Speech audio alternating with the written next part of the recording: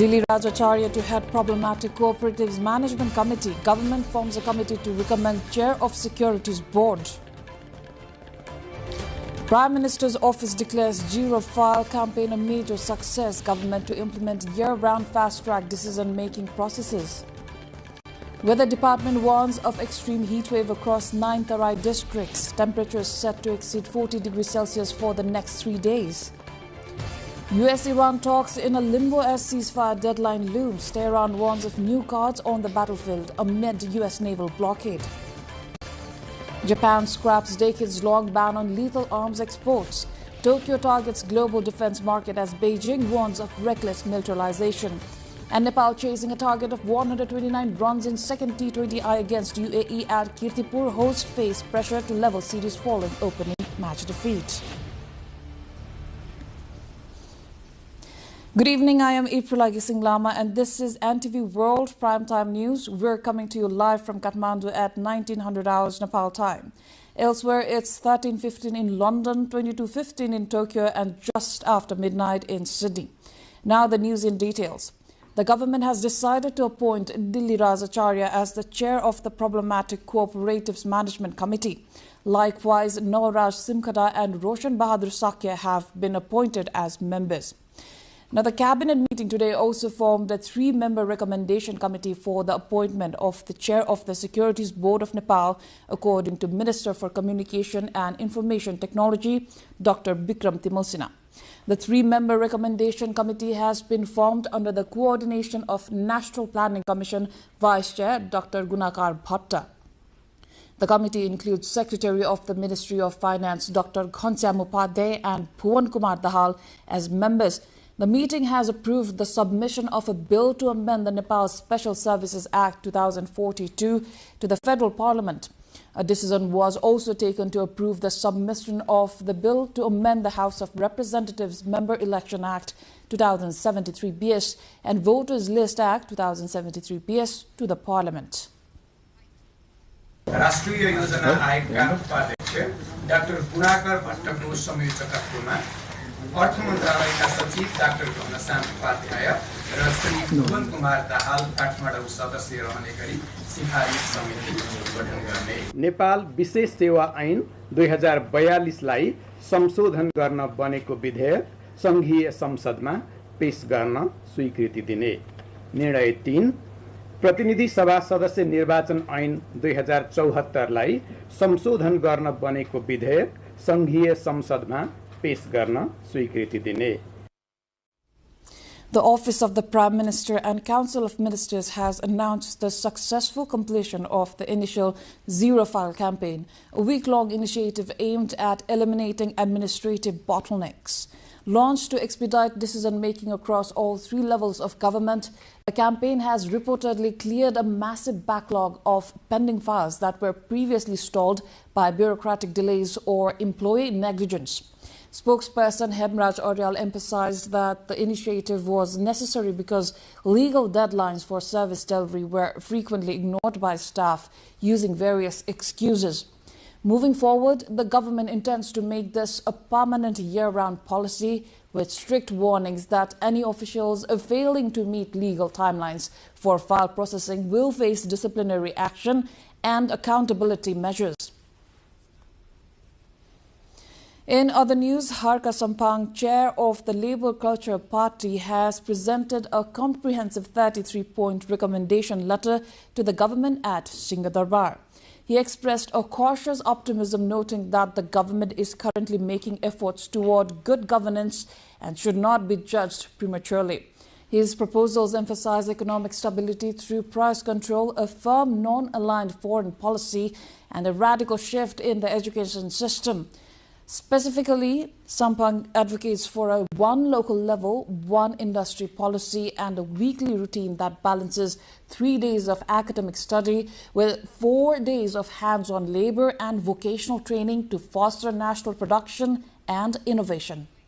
विदेशी ऋण र अनुदानको भरमा नभएर आफ्नो जनशक्ति र प्राकृतिक स्रोत परिचालन गरी देशलाई अघि बढाउने नीति लागू गर्ने, युवालाई यही देशमा गरी खान सक्ने वातावरण निर्माणमा जोड दिने, विदेशी हस्तक्षेप बढाइने आइएनजिओहरूलाई चाहिँ तपाईको सीमित गर्ने खारेज गर्ने 8 मा देश विकासको अवधारणामा सीमावर्ती क्षेत्रलाई पहिलो प्राथमिकता दिने र गाउँघरलाई प्राथमिकतामा राखेर काठमाडौँलाई मात्रै नेपाल ठान्ने किसिमको विकास नगरी सबैतिर बजेट विनियोजन गर्ने उपत्यका बाहिर पनि नेपाल छ भन्ने आभास सरकारलाई हुने गरी र नेपाल सरकार हामी सबैको हो भन्ने गरी उपत्यका बाहिर विशेष गरी गाउँ केन्द्रित विकासमा जोड दिने संघीयतालाई व्यावहारिक ढंगले लागू गर्ने. Moving on, with the increasing temperature in different parts of the country, there remains continued risk of heat wave for a few more days. The Department of Hydrology and Meteorology has urged all concerned to adopt high caution, adding that there is possibility of heat wave in some districts of Tarai till Thursday. The temperature in Tarai area of Lumbini province and Sudur Paschim province had reached above 40 degrees Celsius this afternoon. The temperature in Dhangadi and Nepalganj was recorded at 43 degrees Celsius, while Kathmandu stood at 33 degrees Celsius. Meanwhile, an early warning to stay alert was issued in Kanchanpur, Kailali, Dodelthura, Doti, Bardia, Bake, Dang, Kapilvastu and Rupandehi of Lumbini and Sudur Paschim provinces. Heat wave and high temperature might cause different health problems like headache, dizziness, falling, unconsciousness and dehydration. Especially children, elderly persons and people suffering from chronic diseases have been urged to adopt necessary precautions. We're going for a short break here. More news coming up. Do stay with us.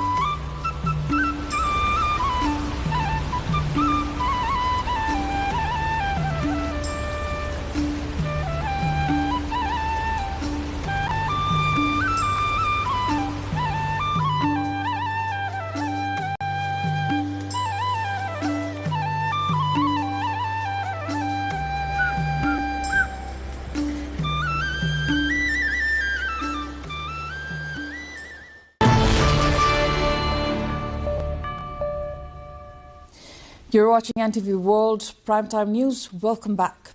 Finance Minister Dr. Swarnim Wagle and U.S. Assistant Secretary of State Samir Paul Kapoor met at Singadarbar today to discuss deepening economic ties and bilateral cooperation.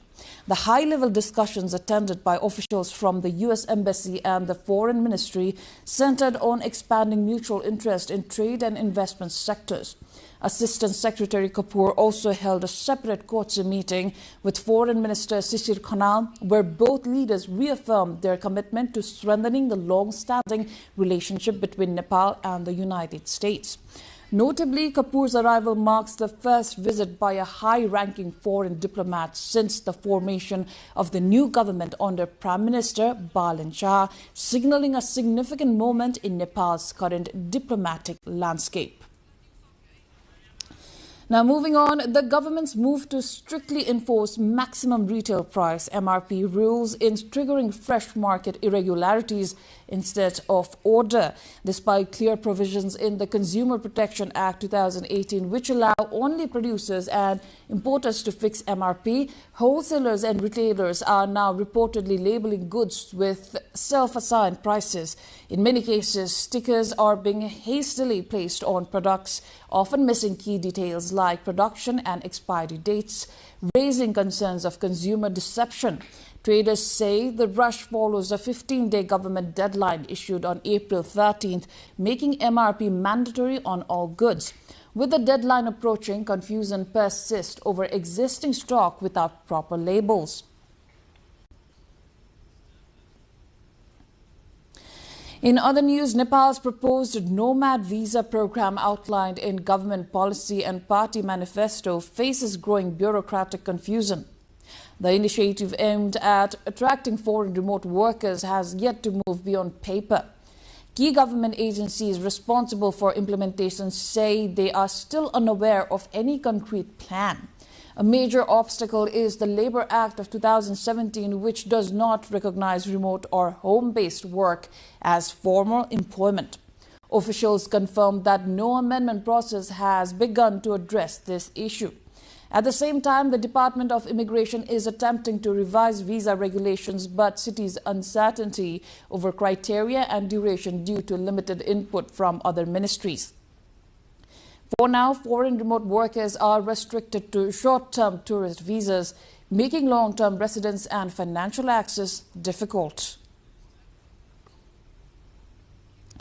Now in Kailali, the need to stand in long queues to access government services is gradually coming to an end as the government's door-to-door campaign takes effect.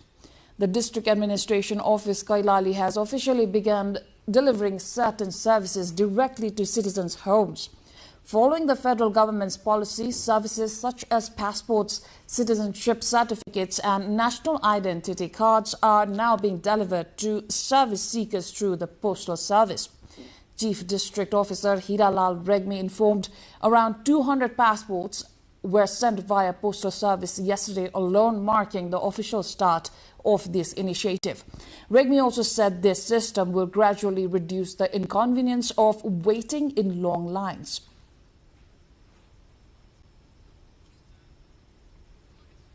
Although the home delivery system has currently been introduced only for passport services, administration plans to expand it to other services in the future.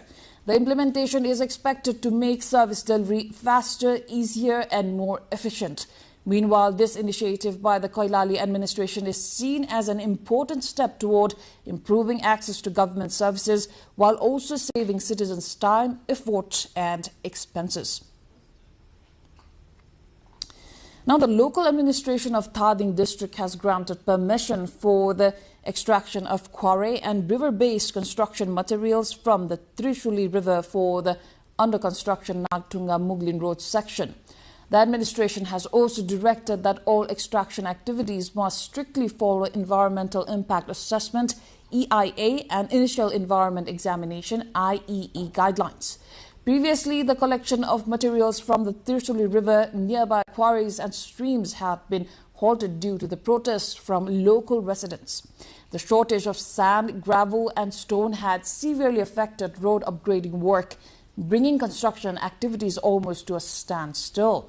Following discussions among concerned stakeholders, all parties have now reached a consensus to allow controlled and systematic extraction of construction materials.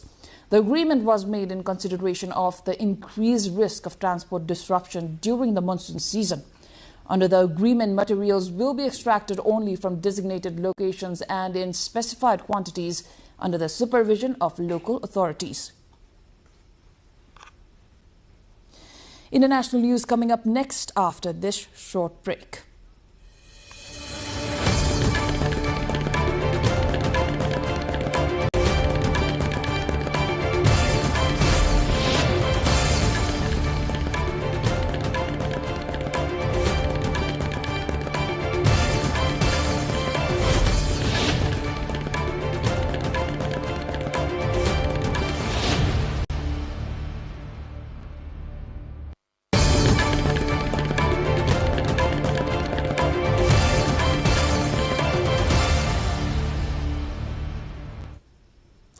The United States and Iran have both warned they are prepared for war as the ceasefire deadline approaches on Tuesday, raising tensions over whether planned negotiations will proceed. The White House said Vice President J.D. Vance is ready to travel back to Islamabad for a possible second round of talks aimed at de-escalating the wider Middle East conflict. However, Iran has not confirmed its participation, accusing the U.S. of breaching the truce through a blockade of Iranian ports and the seizure of the ship Toska. Iranian parliamentary speaker Muhammad Bagher Ghalibaf said Tehran rejects negotiations conducted under pressure and warned of continued resistance if hostilities resume. He also said Iran has been preparing to show new cards on the battlefield. Iran's Revolutionary Guards has warned of targeting any vessel attempting to pass through the Strait of Hormuz without permission. Now, meanwhile, Iran's judiciary chief Ghulam Hossein Mohseni EJ says that negotiations may genuinely lead nowhere, warning that Iran will certainly respond to any actions taken against Iranian vessels and describing a proposed maritime blockade as a clear ceasefire violation. His comments come after the U.S. intercepted an Iranian-flagged cargo ship Toska in the Gulf as part of its naval blockade. Iranian state television said Tuesday that no Iranian delegation had yet departed for talks with the United States in Pakistan. ممکنه که واقعا ما مذاکرهمون هم به جای نرسه و لازم باشه که دوباره اون اقدامات این اقدام میشه باز دوباره در مورد اون کشتی ما کردن که حتما ما جمهوری اسلامی ایران جواب میده، نقض کردن دیگه خودشون قطعا جواب میده. همین محاصره دریایی که میگه بدون تردید یک نقض آشکار هستش و جمهوری اسلامی حتما جواب میده.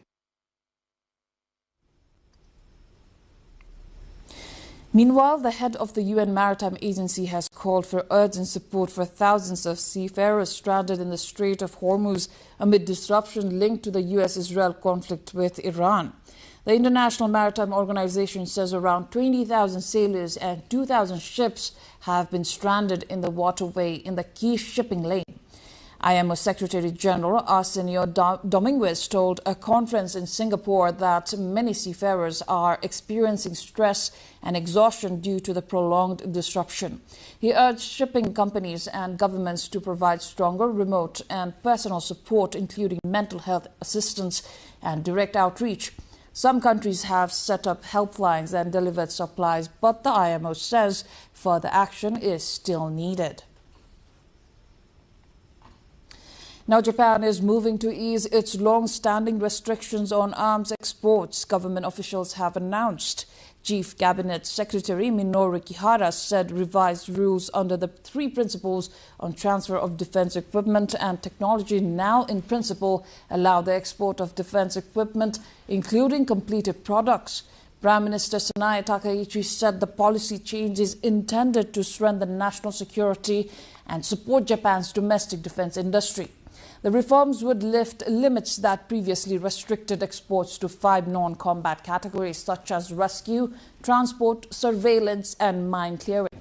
This also means Japan can now sell lethal weapons to the 17 countries with which it has defense agreements, including the US and the UK.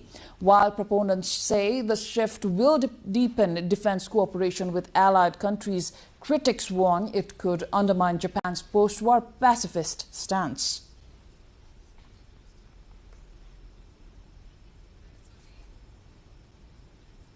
Now, meanwhile, China vowed on Tuesday to resist what it described as Japan's reckless militarization, following Japan's decision to ease long-standing restrictions on arms exports as it expands into the global defense market. 日方近期在军事安全领域一系列危险动向，戳穿了其和平国家和专守防卫的自我标榜。很多专家学者担心，日本重新开启战争机器。 对外输出战争，日本加速再军事化是事实和现实，有实际的路线和行动，包括中国在内的国际社会将对此保持高度警惕，坚决抵制日本新型军国主义的妄动。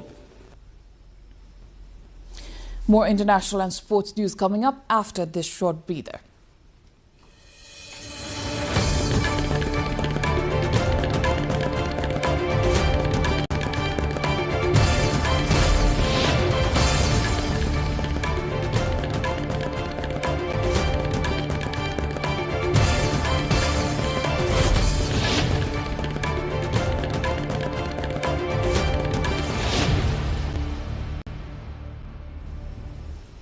Ukrainian President Volodymyr Zelensky has publicly criticized U.S. envoy Steve Witkoff and Jared Kushner for their repeated visits to Moscow while failing to visit Kyiv, calling the oversight disrespectful.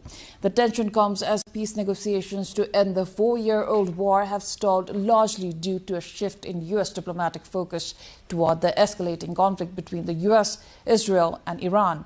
While a mid-February trilateral summit yielded minor agreements on frontline monitoring, major hurdle remains, including the status of the Donbas region and the return of deported Ukrainian children. Kyiv remains firm that ceding sovereign territory is unacceptable even as Russia continues massive aerial bombardments and Ukraine retaliates by disabling roughly 20% of Russia's oil export capacity through long-range drone strikes. Moving on, Amnesty International has warned of what it calls a growing predatory world order led by powerful states, including the United States, Israel and Russia. Launching its annual report in London, Secretary General Agnes Callamard accused leaders including U.S. President Donald Trump, Russian President Vladimir Putin and Israeli Prime Minister Benjamin Netanyahu of undermining the international rules-based system. The report says these governments are prioritizing power and military force over diplomacy and human rights, warning of a breakdown of global protections built since World War II. The Amnesty's chief also criticized the international community for weakening accountability and urged the European Union to take stronger action towards Israel, including sanctions and diplomatic pressure. Now, the report also condemned that the United Kingdom for proscribing the Palestine Action Group and arresting thousands of peaceful protesters against the ban. Nearly 490 suspected members of the Central American gang Mara Salvatrucha MS-13, including several alleged leaders, went on trial together in El Salvador on Monday. Authorities say the 486 defendants are linked to around 47,000 crimes committed between 2012 and 2022, including roughly 29,000 homicides. Officials described the group on trial as including members of the national leadership, street-level leaders, program coordinators from across the country and founders of MS-13. Prosecutors have also charged the gang with rebellion, accusing it of attempting to establish a parallel state. The case comes amid a sweeping crackdown on gangs led by President Nayib Bukele, following a surge in violence that included the killing of 87 people in a single weekend in March 2022. Since then, a state of emergency has enabled authorities to arrest more than 91,000 suspected gang members. Critics say many detainees have been held for years without formal charges or family visits, and that some were later found to be innocent. Bangladesh has begun its nationwide secondary school certificate or SSC examinations, one of the country's largest public exams, at 10 a.m. on Tuesday.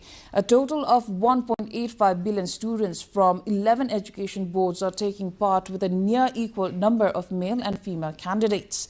Authorities have introduced strict measures to ensure a fair testing environment, including the use of CCTV cameras at every exam center and digital tracking of question papers. The Ministry of Education has also directed officials across the country to maintain discipline and transparency throughout the process. Most candidates, over 1.4 million, are sitting under the general education boards, with the highest number from Dhaka. In total, the exams are being held at nearly 3,900 centers across more than 30,000 educational institutions nationwide.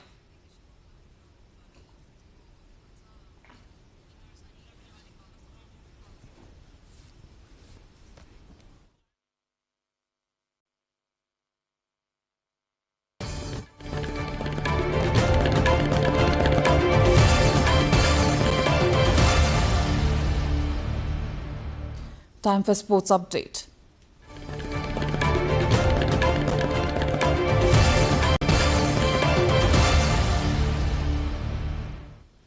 Nepal has restricted the UAE to a modest total of 124-9 in their 20 overs, giving the host a prime opportunity to level the series.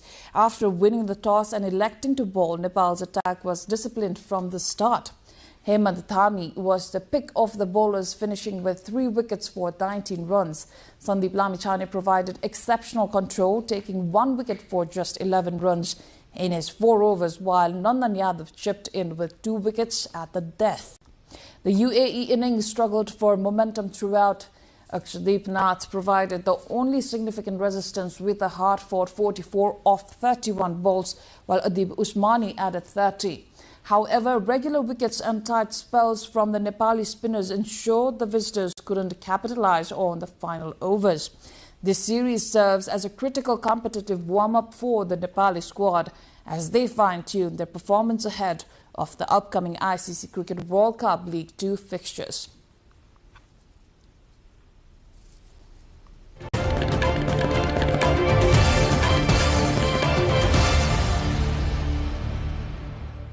And before we wrap up, here's a reminder of our top stories.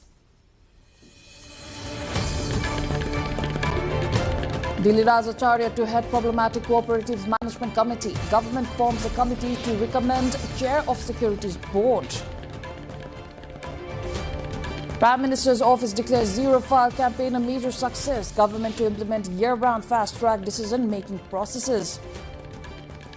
Weather Department warns of extreme heat wave across 9 Terai districts. Temperatures set to exceed 40 degrees Celsius for the next 3 days. US-Iran talks in a limbo as ceasefire deadline looms. Tehran warns of new cards on the battlefield amid US naval blockade. Japan scraps decades-long ban on lethal arms exports. Tokyo targets global defense market as Beijing warns of reckless militarization. And Nepal chasing a target of 129 runs in second T20I against UAE at Kirtipur. Hosts face pressure to level series following opening match death. That's it for the edition of Primetime News. Our next bulletin will be at 2200 hours Nepal time. Join us through our social media and get the latest updates from our official website, nepaltelevision.com. Thank you for staying with us. Have a wonderful evening ahead.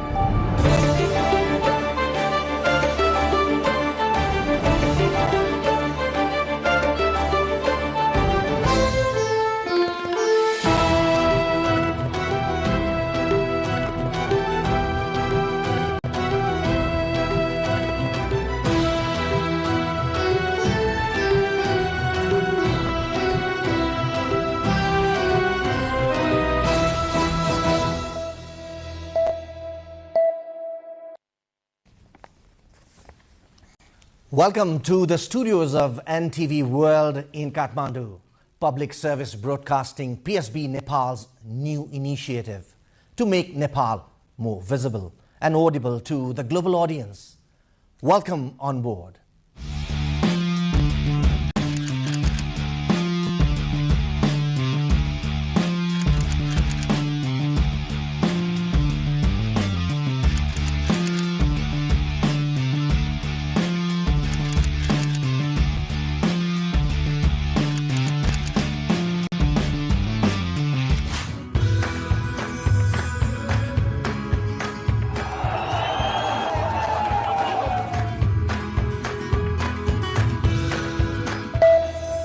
This is NTV World, facts that speak, insights that matter. Telling the stories of a changing planet. NTV World, Nepal's perspective to the world. Exploring the heartbeat of Nepali creativity. This is NTV World. The power of story shaped by technology. NTV World. Unearthing Nepal's hidden heritage. Discovering the timeless Nepal. Telling stories that endure across centuries. Where culture breathes, stories bloom. When the world moves, we make a sense of it. NTV World. Taste of Nepal. Every recipe, every flavor tells the story. Journalism in the digital age. Fast, focused, verified. Stories hold power. Stories reflecting life. Stories of the hinterlands. Reporting for NTV World. This is NTV World. Welcome to News Hour. This is NTV World. Welcome to Primetime News. One story at a time. Crossing borders, connecting voices, where Nepal meets the world in dialogue. This is NTV World, Nepal's perspective to the world. Voices that connect Nepal to the world, bringing perspective, region and relevance to every story. NTV World, Nepal's perspective to the world. Stand by. Mic is on. 3, 2, 1, cue. We are NTV World.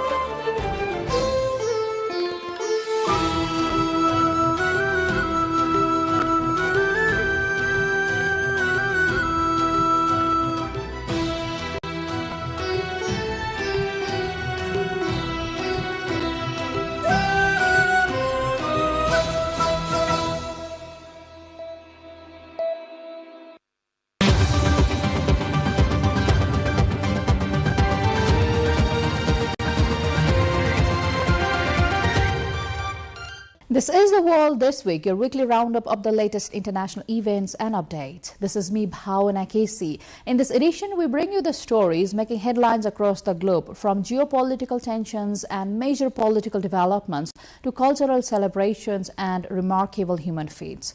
We have all that you need. Let's begin with the latest updates on Middle East conflict.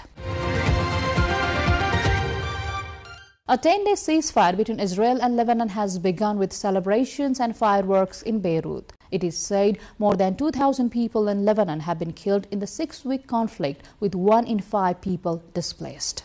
A 10-day truce between Israel and the Iran-backed Hezbollah has begun in Lebanon, raising hopes of a pause in weeks of devastating conflict and potentially easing a major obstacle to wider talks involving Iran and the United States. Uncertainty remains whether Hezbollah will accept a deal, particularly as Israeli forces continue to occupy parts of the southern Lebanon. Celebrations meanwhile broke out in Beirut as the truce took effect, with gunfire and fireworks heard across the city, while some displaced families began returning despite official warnings to wait until stability is confirmed. The United Nations peacekeeping mission in southern Lebanon says no airstrikes have been observed since midnight, but accused Israeli forces of airspace violations and artillery fire. On the terms outlined by the U.S. State Department, Israel may respond to imminent threats in self-defense, but is barred from conducting offensive operations. U.S. President Donald Trump says he expects Israeli Prime Minister and Lebanese President to visit the White House within days following his announcement of a ceasefire between Israel and Lebanon. We have a ceasefire with Israel and Lebanon, and that'll be great. And they'll be meeting, probably coming to the White House over the next 4 or 5 days. And that'll be the first time they've met in 44 years, which is pretty unneighborly when considering they're neighbors. But there's a really good chance that that'll work out with Lebanon and Israel. I met with, through the telephone, with the president of Lebanon, who's a really good guy, highly respected, and with Bibi. And I think there's a chance we'll be meeting right here in the not-too-distant. The planned talks signal a push to translate the fragile ceasefire into a broader diplomatic effort to stabilize the region. In more from the region, a fragile ceasefire and intensifying diplomatic efforts are shaping the latest phase of the Iran-US-Israel conflict, with Pakistan-hosted talks remaining a key back channel for negotiations. States and Iran have failed to reach a deal after high-stakes talks in the Pakistani capital, with Vice President J.D. Vance saying Tehran refused to accept Washington's terms after 21 hours of negotiations in Islamabad. Vance said Iran chose not to accept the terms, adding that the U.S. needs to see a fundamental commitment from Tehran not to develop the nuclear weapons. We have been at it now for 21 hours, and we've had a number of substantive discussions with the Iranians. That's the good news. The bad news is that we have not reached an agreement, and I think that's bad news for Iran much more than it's bad news for the United States of America. So We go back to the United States having not come to an agreement. Vance signaled that he was still giving time to Iran to consider the offer from the U.S., which on Tuesday said it would pause attacks with Israel for 2 weeks pending negotiations. Vance led the U.S. delegation while Parliament Speaker Mohammad Bagher Khalilzad led the Iranian delegation. Khalilzad said the U.S. failed to gain Tehran's trust during lengthy negotiations in Pakistan. Iran insists it is not pursuing an atomic bomb, and the U.S. and Israel bombed sensitive Iranian sites both in the war launched on February 20th as well as last year. In response, Iran's official news agency said that excessive demands by the U.S. hindered a common framework and agreement. Meanwhile, U.S. President Donald Trump says the U.S. Navy will blockade the Strait of Hormuz, a vital shipping route. In a separate post on Truth Social, he added that direct talks with Iran in Islamabad failed because Iran is unwilling to give up its nuclear ambitions. Meanwhile, Israel and Lebanon are set to hold their own talks in Washington next week. It is said there is no respite from Israeli attacks in the country's south. France has opened talks on a potential mission in the Strait of Hormuz as tensions linked to the Iran-US-Israel conflict continue to threaten one of the world's most critical shipping routes. The initiative led by French President Emmanuel Macron alongside UK Prime Minister Keir Starmer is focused on creating a purely defensive mission to restore freedom of navigation once security conditions allow. The proposed effort would involve non-belligerent countries and could include naval escorts, mine clearing and maritime security while avoiding direct combat operations. Starmer has stressed that the UK will not join a US-led blockade, arguing instead of keeping the strait open and stabilizing global markets through a separate allied mission. Starmer said the ceasefire should be permanent in Iran and that reopening the Strait of Hormuz would require both military planning and a strong logistic and economic support, warning that continued disruption would be deeply damaging to global supply chains and living costs. It is very important that we build a coalition of countries around the principle that the ceasefire should be permanent, there should be a deal, and that the Straits of Hormuz are open. It is in all of our interest to do that, because what's happening in the war in Iran is affecting each of our economies. That's why countries are coming together. Everybody is clear that in order for that to happen, we need a diplomatic and political limb, we need a logistics and economic limb, and we need some military planning. And that is what we're coming together to do today. And the initiative underscores growing international urgency to safeguard energy supplies and prevent further disruption to global trade as tensions in the region persist. Meanwhile, Iran's foreign minister says the Strait of Hormuz is completely open to commercial ships for the remainder of the ceasefire. The narrow waterway carries about 20% of the world's oil and natural gases supply. From geopolitical tensions to humanitarian crisis, the human cost of instability remains severe, with nearly 900 Rohingya refugees reported missing or dead in maritime disasters last year, marking the deadliest year on record for those fleeing by sea. Officials warn that the situation is worsening as more refugees attempt perilous crossings. At a press briefing in Geneva, UNHCR spokesman Babar Baloch said, "The rising death toll highlights the increasing desperation driving Rohingya to undertake dangerous sea journeys in search of safety." In 2025, nearly 900 Rohingya refugees were reported missing or dead in the Andaman Sea and Bay of Bengal, making it the deadliest year on record for maritime movements in South and Southeast Asia, according to data from UNHCR, the UN Refugee Agency. He called the situation the deadliest year on record and urged greater regional coordination to prevent further tragedies. The Rohingya, a persecuted minority from Myanmar, continue to endure dire conditions in refugee camps, including overcrowding, limited services, and insecurity. Aid groups say these factors are pushing many to risk hazardous crossings, warning that without expanded safe pathways and stronger protection efforts, more lives could be lost. The agency warned that without urgent action, such deadly incidents are likely to continue.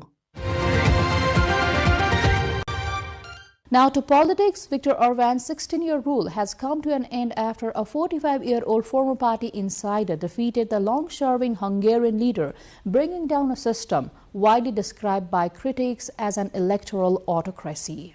Viktor Orban's 16-year rule has come to an end, and a system widely criticized as an electoral autocracy has collapsed after being defeated by a 45-year-old former party insider who persuaded a majority of Hungarians to vote for change. "We did it," Peter Magyar told a crowd of cheering supporters beside the river Danube, overlooking Budapest's magnificent parliament on the other side. Preliminary election results, based on more than 98% of counted votes, put his Tesja party on course for an extraordinary 138 seats, with Orban's Fidesz on 55 and the far right, Our Homeland, on 6. The landslide will not only allow Magyar to overturn Orban's increasingly unpopular domestic policies, but reset Hungary's global relationships. Orban has been a close partner of both U.S. President Donald Trump, earning an in-person appearance from U.S. Vice President J.D. Vance in the final week of the campaign, and Russia's Vladimir Putin, and he had become a big thorn in the side of the EU and Ukraine. Magyar, on the other hand, stood on a platform of distancing Hungary from Russia in favor of more cordial ties with the EU and Ukraine. Magyar has promised to reverse Orban-era changes to education and health, tackle corruption, restore the independence of the judiciary, and kill off the widely loathed system of patronage known as NER that helped enrich party loyalists and squander state resources.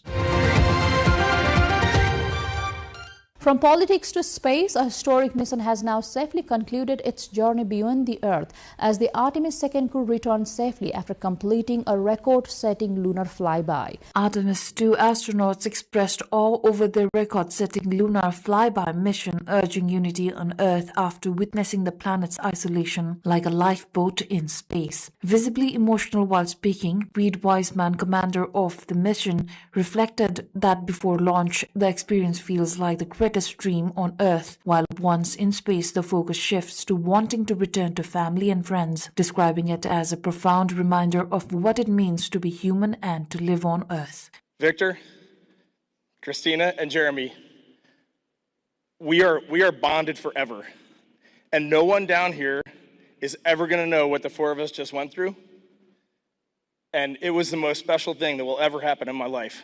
No one knows what the families went through, man. This was not easy. Being 200,000 plus miles away from home, like before you launch, it feels like it's the greatest dream on Earth. And when you're out there, you just want to get back to your families and your friends. It's a special thing to be a human, and it's a special thing to be on planet Earth. Thank you. U.S. President Donald Trump has praised the astronauts of the Artemis program shortly after their successful splashdown in the Pacific Ocean, marking the completion of their journey around the moon. The crew returned to Earth after a landmark mission that forms part of the broader Artemis effort to re-establish human presence beyond low Earth orbit. The mission is seen as a key step toward future deep space operations, including sustained lunar presence and eventual exploration of Mars. That milestone in modern space exploration comes as the world reflects on the origins of human space flight, marking the 65th anniversary of Soviet cosmonaut Yuri Gagarin's historic 1961 mission as the first person to orbit the Earth. The world on Sunday marked the 65th anniversary of humanity's first journey into space, commemorating the landmark flight of Soviet cosmonaut Yuri Gagarin on April 12, 1961. At just 27 years old, Gagarin, the son of a carpenter and a dairy farmer, became the first person to travel beyond the Earth's atmosphere when he launched aboard the Vostok 1 from the Baikonur Cosmodrome. As the rocket lifted off, he famously declared Paye Kali, that means let's go, a phrase that would become synonymous with the dawn of human space exploration. The mission lasted 108 minutes, during which Vostok 1 completed a single orbit around the Earth. Gagarin safely returned to the ground, landing near the village in Russia's Saratov region, securing his place in history and igniting the space race between the Soviet Union and the United States. The anniversary is observed annually as Cosmonautics Day in Russia and several other former Soviet states, while also being recognized internationally as a milestone in scientific and technological achievement. Events marking the occasion this year included official ceremonies, educational programs, and tributes to early space pioneers, highlighting the enduring legacy of Gagarin's flight and its role in shaping modern space exploration. Melting snow in eastern Turkey's Kars province has created seasonal wetlands that are drawing migratory birds, transforming the winter landscape into a thriving spring habitat. Wetlands formed by melting snow in eastern Turkey's Kars province have begun attracting migratory birds as winter gives way to spring. Known for its long and harsh winters, the place is now seeing its landscape transform with newly formed wetlands filling with bird life. At Kafkas University's campus, water-covered land has become home to a variety of wild birds, including coots, storks, and mallards. Each year, migratory birds return to the area in spring, finding suitable conditions for shelter and breeding. Striking scenes have emerged as ruddy shelducks swim and occasionally clash in the water, set against a backdrop where patches of snow still cover the ground. Legendary singer Asa Bhosle, one of India's most celebrated and versatile voices, has died at the age of 92 following a heart attack, marking the end of an era in Indian music.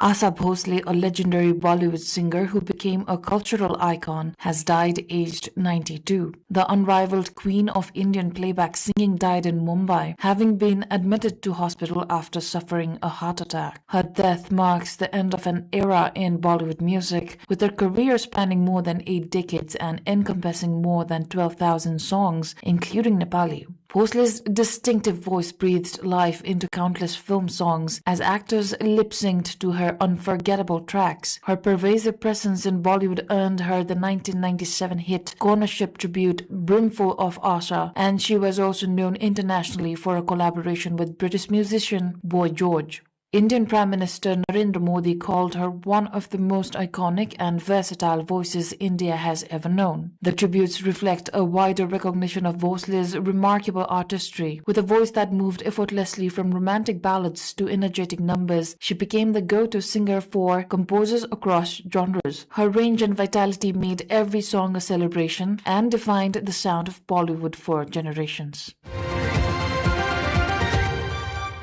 A contemporary dance performance, Cold Water, part of the European Union-supported Connect to Change climate campaign, used artistic expression in Vietnam's capital to highlight the environmental issues. In Vietnam's Hanoi, Last Fire Crew, in collaboration with the European Union, presented a contemporary dance production titled Water as part of the Connect to Change climate awareness campaign.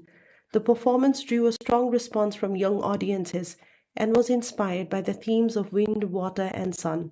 Through expressive choreography, the piece explored water's adaptability and resilience while reflecting on the impacts of climate change.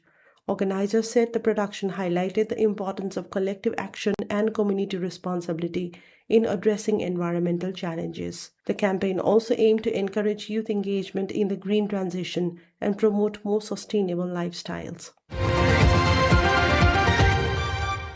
Hindu devotees mark the final day of the Bengali calendar with the Gazan festival, a Hindu observance dedicated to Lord Shiva, featuring ritual dances, painted faces, and traditional folk practices in rural West Bengal.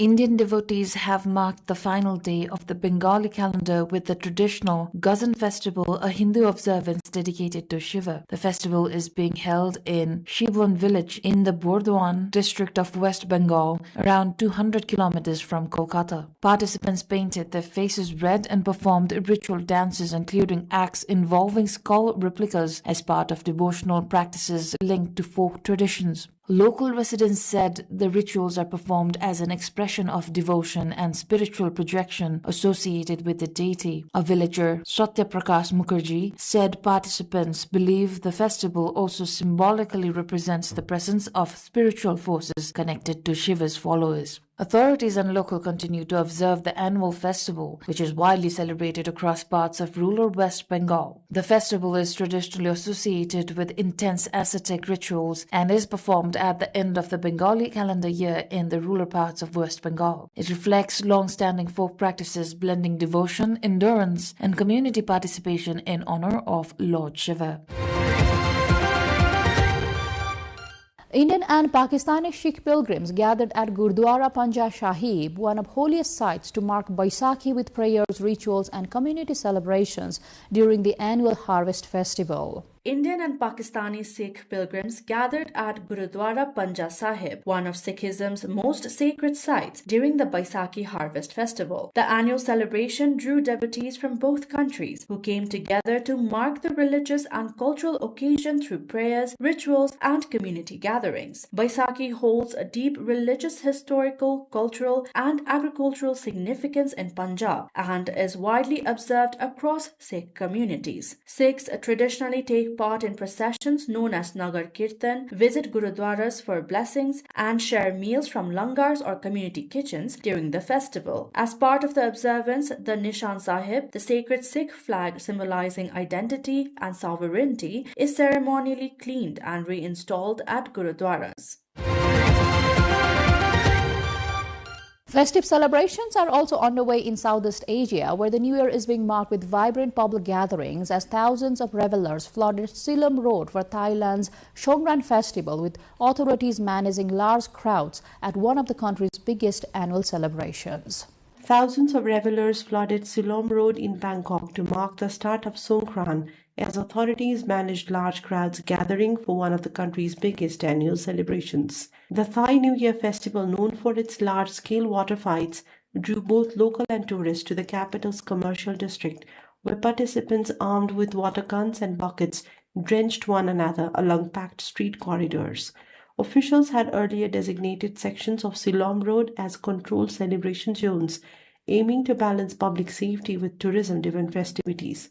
Security personnel and emergency services were deployed across key areas to monitor crowd flow and respond to incidents, while traffic restrictions were imposed to accommodate the influx of visitors. Authorities also reiterated guidelines on water uses and public conduct during the celebrations. Songkran is a major economic driver for Thailand's tourism sector, with businesses expecting a surge in spending across hotels, restaurants, and retail. Despite concerns over crowd management and safety, officials say the strong turnout reflects a continued rebound in travel demand during the holiday period. Well, this brings us to the end of this episode of The World This Week. We hope you enjoyed as much as we did bringing it to you. We shall see you again next week with a new episode. Also, do follow us on our website www.nepaltelevision.com, our social media handles, as well as our YouTube channel. Till then, take care and bye-bye.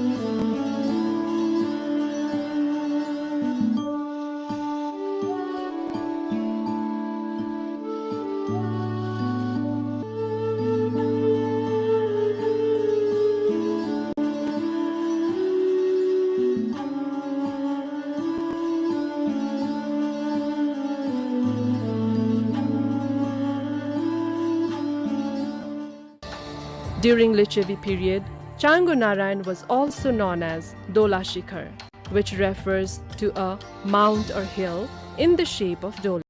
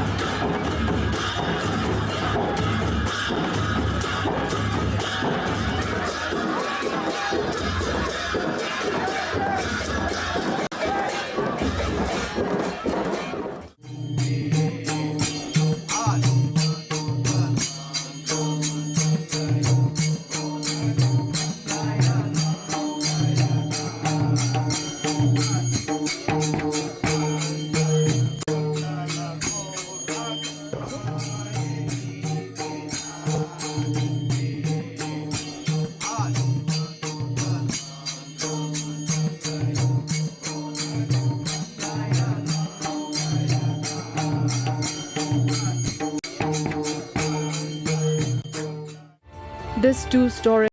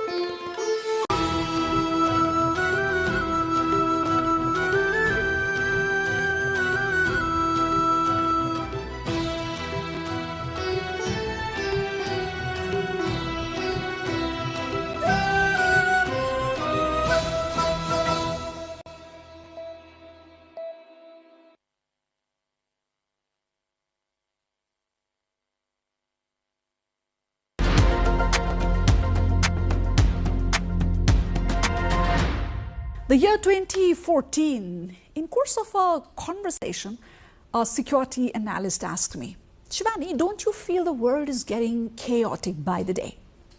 Fast forward to 2026, the world today is not just in transition. It is in a state of entrenched volatility.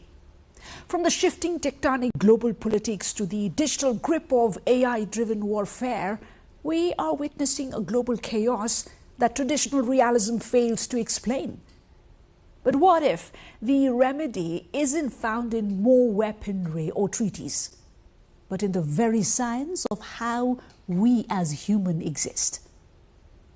Welcome to Geopod. I'm Shivani Thapar-Bosneth. Joining me today is a person who bridges the gap between the internal vacuum and external clutter, Gurudev L.P. Bhanu Sharma, the founder of Jeevan Vigyan. He is a chartered accountant by education, but a systems architect of the soul by calling. Welcome to the show, Gurudev Sharma.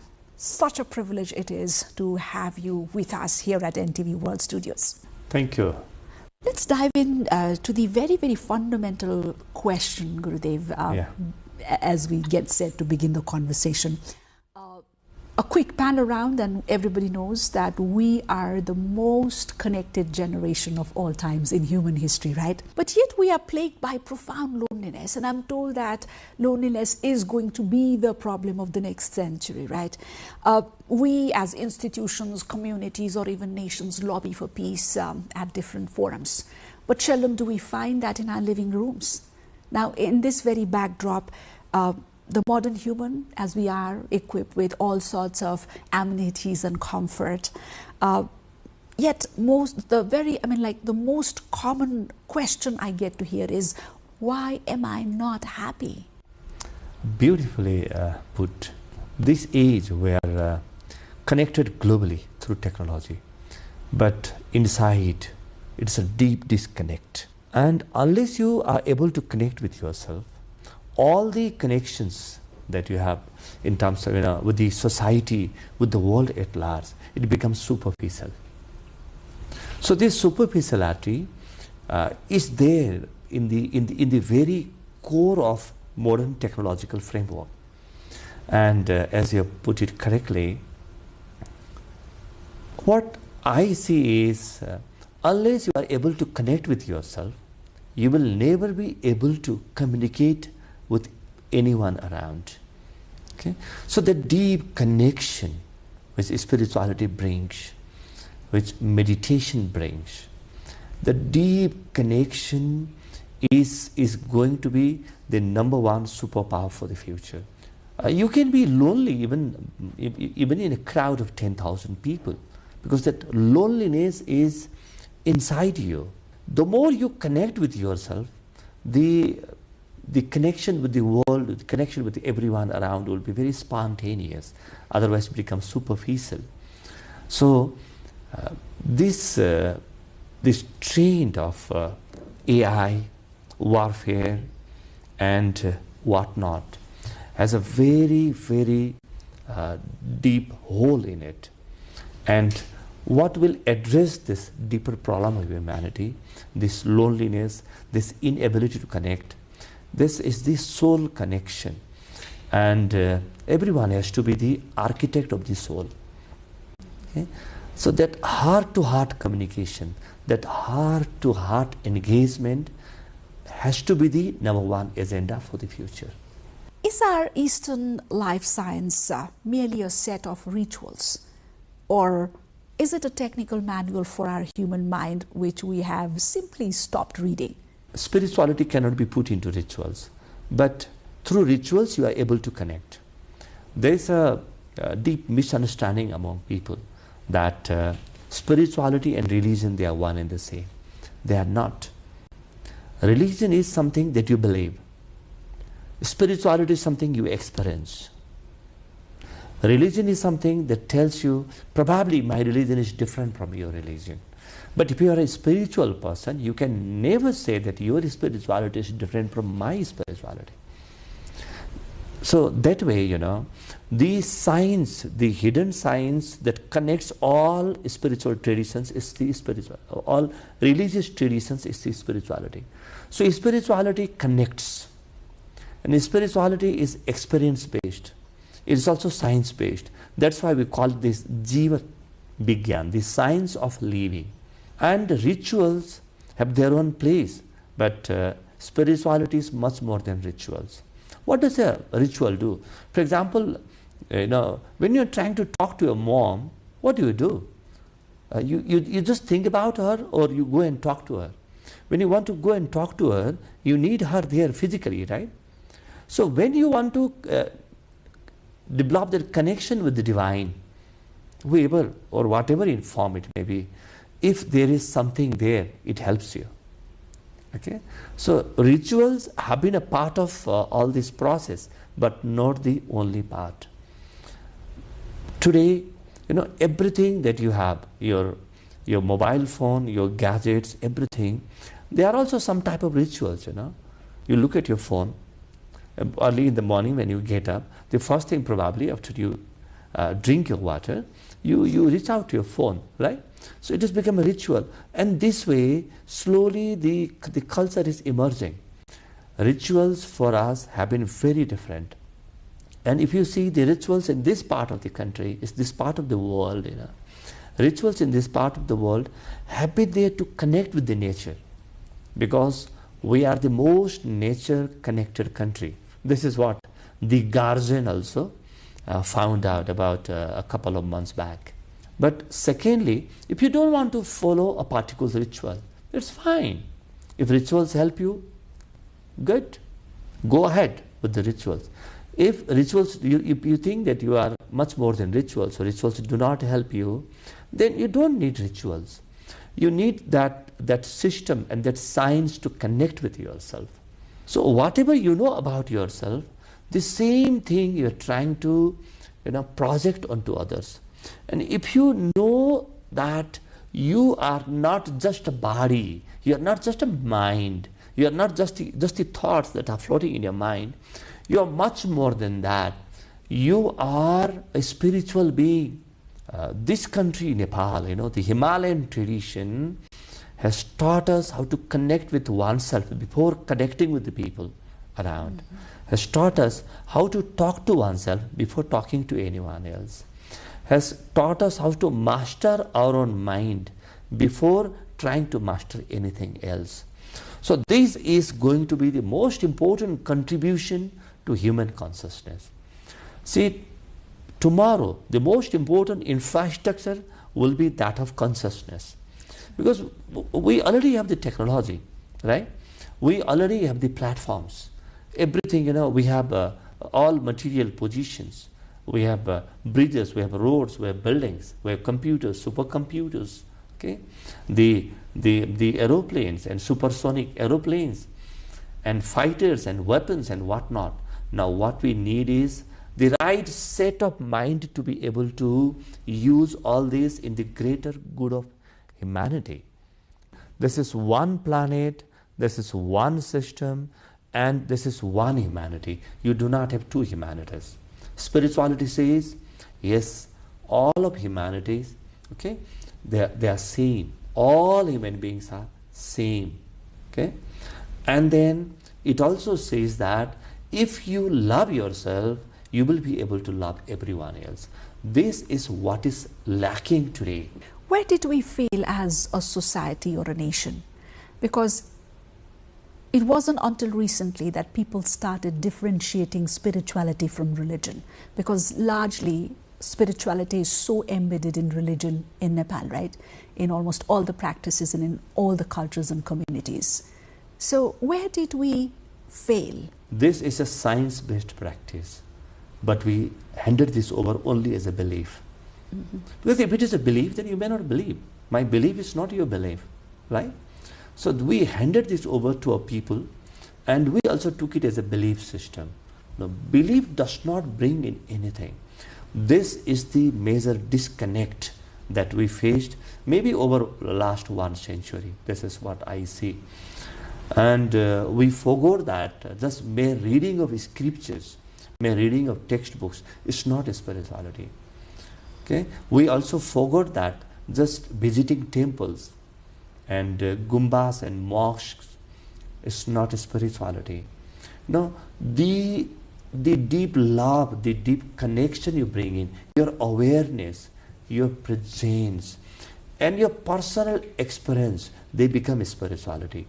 Now, I'm so happy that the new generation does not believe in any beliefs. They may be 2,000 years old, they may be 1,400 years old, they may be 6,000 years old, or they may be 10,000 years old. A belief is a belief, but your experience is your own experience. Our ancestors lived by, Vasudhaiva Kutumbaka, but meaning the world is one family. That's how they've lived by, and they've passed this on. But today we live by the notion of my fence, my wall, me, myself, right? That the I is so central. How does the philosophy that you're talking, the Jivan Vigyan philosophy, bridge this gap between self and surrounding? Just to streamline, to be more precise, if I am peaceful, does my neighbor actually feel that peace? Or is it just a mere poetic thinking? There have been a number of researches on this. But there are so many things that science cannot measure. Our ancestors, the rishis, the saints and sages of the Himalayas, the yogis, the gurus, they completely map the human mind and also the soul. So that whole map is available.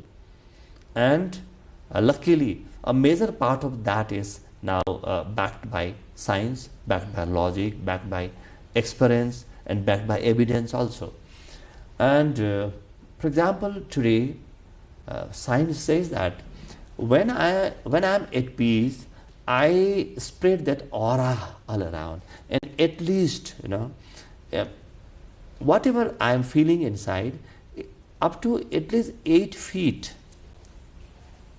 around me, that aura is immediately spread out. But if my experience of peace is so authentic, so clear, that at least 25 miles will be affected by my peace. And if I can experience peace at the level of my soul, probably I will be able to connect with the whole of not only humanity, the whole of earth, not only earth, all creatures, and all, the whole of universe I will be able to connect.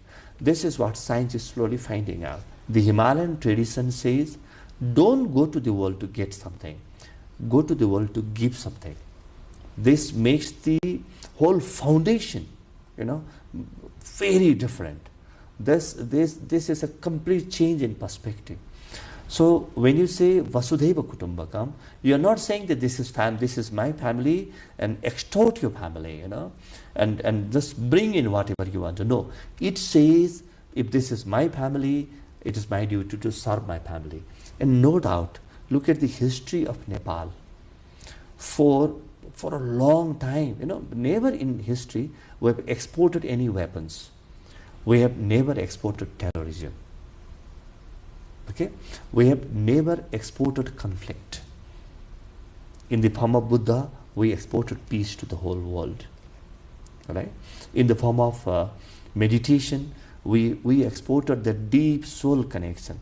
In the form of yoga, we exported the whole system of being healthy, not just physically but also mentally.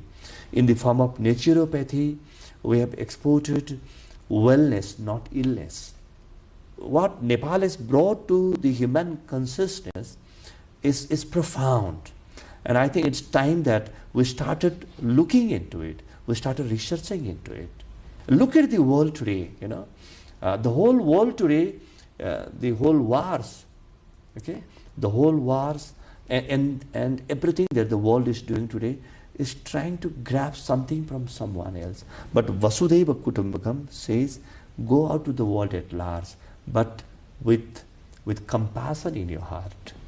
Gurudev, and give it to everyone. Yes. Right. If that is the case, and despite this richness that we've carried, since ages, since ancient times, why has our society become so transactional? I think the whole problem lies in our education and upbringing. This Eastern philosophy, this culture, this Oriental philosophy does not find a place in education, does not find a place in family, in growth, okay, in how we nurture our kids, in how we nurture our young ones. So we have paid heavy price for this. I think it has become so costly for us. Okay? But a truth is a truth, no matter whether you own it or not. One day or the other, you have to own it. Okay? The whole universe is one. Look at this word universe. Uni means one. Right? It's one. Look at the Sanskrit word for universe. It is Brahmanda. Brahma means the whole, the totality. Anda means body. The body of one being. Right? The body of one being. Now, even we had forgotten, as rightly pointed out, now it is time for us to educate and re-educate ourselves first, and then slowly take this message to the whole world. But I think we are running out of time. The world needs this message. The world needs this orientation. The whole globe needs these, part of the civilization, okay, human civilization. Now, let's gear up completely for this. Security isn't just tanks and missiles. As you say, and from what I read from this conversation thus far, it's more mental health and social cohesion. Now, can Eastern philosophy actually strengthen a society's immune system against the external volatility? The answer is a big yes. Because when you connect with yourself, when you connect with your own nature, and through that, when you start establishing connections all around, you develop not just inner peace, but also you develop that feeling of inner safety. Okay? And when there is inner safety, when there is inner security inside yourself, and that when that becomes, when that connects with the whole society, you start developing that immune system. The whole society develops that immune system. The whole society will think that, yes, I belong here. Why is there so much of threat, geopolitically, internationally, whatever you call it? Why? Because everyone says that I do not belong here. Or I say that, Shivani, you don't belong here. And you say that, no, Gurudev, you do not belong here. Right? You do not belong to this world. Somehow, whatever you are doing is very different. You do not belong to this world. We want to eliminate each other. And this knowledge, many people think that this is just soft power. No, this is not soft power. This is the most important power. Humanity, a very deep connection, Vasudhaiva Kutumbakam, wellness. These are the superpowers of the future. If the globe has to survive, if this planet has to survive, if this planet has to thrive, then we have to bring this into whatever we do. So tomorrow, what I see is 20 years down the line, security will not be just based on what weapons I have. Will also be based on how peaceful we are. If I am peaceful, I give out that aura, I give away that aura of peace everywhere. Okay? I feel so self-confident. The whole society will be a very confident society. The whole society will be a structured society. And the whole society will not think of destroying anyone. There will be dialogues for the first time. There will be communication. And what I see is, through the Eastern civilization, okay, through the learnings, through the teachings of the ancient saints, there will be communication, dialogue, and understanding for the first time. Because what do you bring to your meeting rooms? Okay? When you bring that insecurity, when you bring in that threat, when you bring in that challenge into your meeting room, your dialogue is completely devastated. It is destroyed. But when you bring that sense of peace, when you bring that wonderful aura, when you bring that connect, that deep spiritual connect, your sense of peace, your sense of security will be very different. You will not be afraid of anyone, and you will not try to intimidate anyone. The one who is afraid starts intimidating everyone else. The one who feels secure, who is not afraid, who is fearless, will never be interested in bringing in that fear in someone else. So I see a very different society coming up now. Okay? This is where we need to contribute. This is what we need to learn. This is what we need to educate us and educate the whole humanity into now. Nepal very recently led the UNGA resolution to adopt the International Wellness Day coming April 15. I could see you were one among the central figures putting this forward, right? I've always been so convinced that Nepal is not a lost nation. It cannot be a failed state. We must have something very deep and something very impactful and powerful to give to the humanity. Look at everything we have.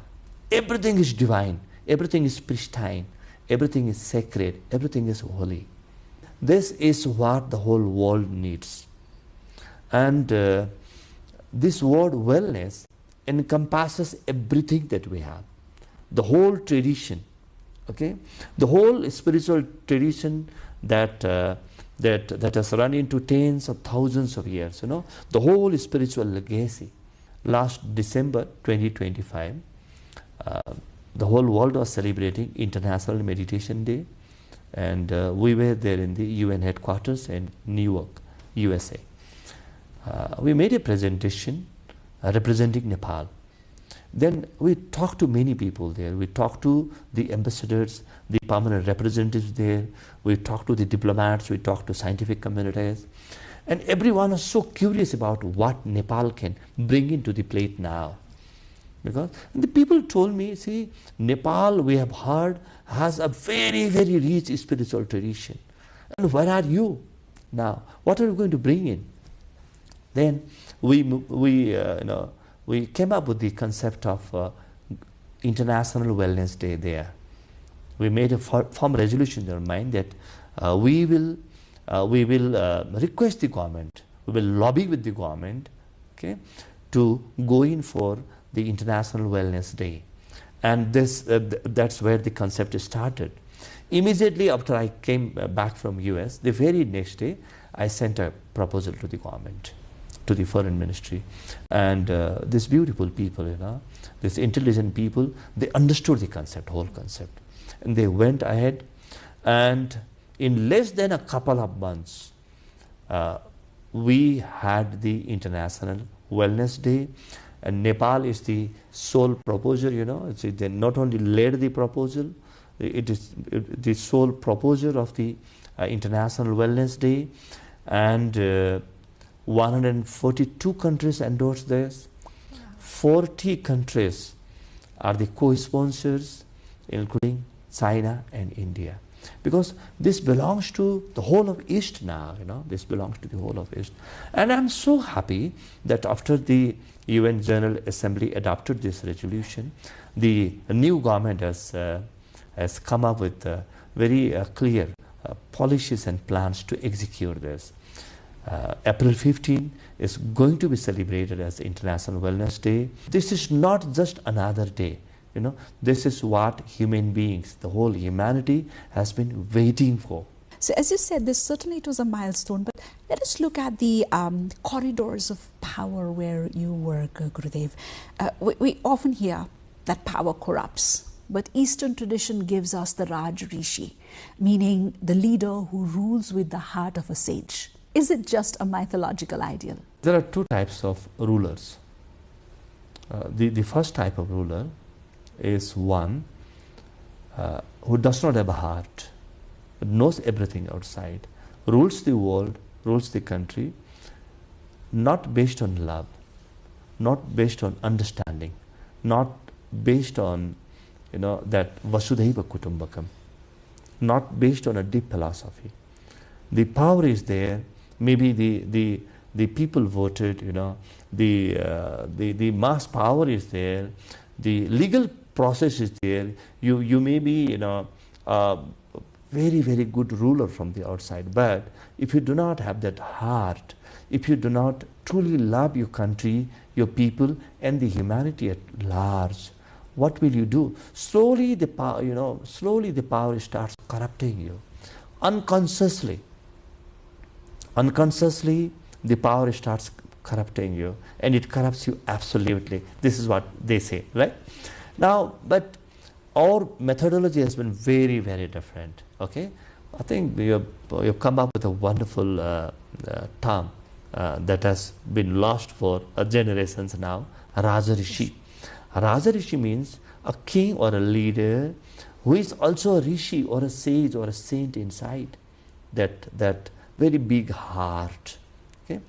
Now, if you talk of great people in the politics, maybe also in international relations, okay, you talk of Mahatma Gandhi, talk of Abraham Lincoln, you talk of Nelson Mandela.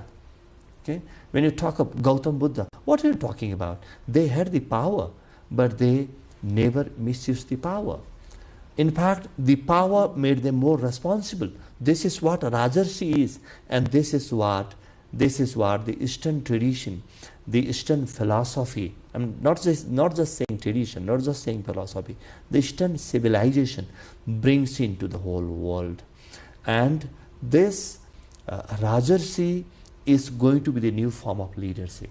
In fact, if you look at the development of political leadership, now they say that political leadership has to be servant leadership. Okay? Servant leadership is the new buzzword for political leadership. A leader is not a ruler, but a servant of the people. And servant it's not just a literal term, a real servant of the people. And Rajarsi says, you lead through your intelligence, okay, but you take care of your people through your heart. In fact, all the kings that our scriptures talk about, all the kings, the popular kings, they have been Rajarsis. And philosophically, politically, and diplomatically, this is what we can bring to the whole international community. Right. I can see you engaging at various tiers of leadership, engaging with them in training sessions, and I've seen you at top tiers at all levels. When you just feed my curious mind, when you sit with them, do you see that spark or that capacity in them to become this rishis or the modern day servants that you just said? Do you see a spark of it?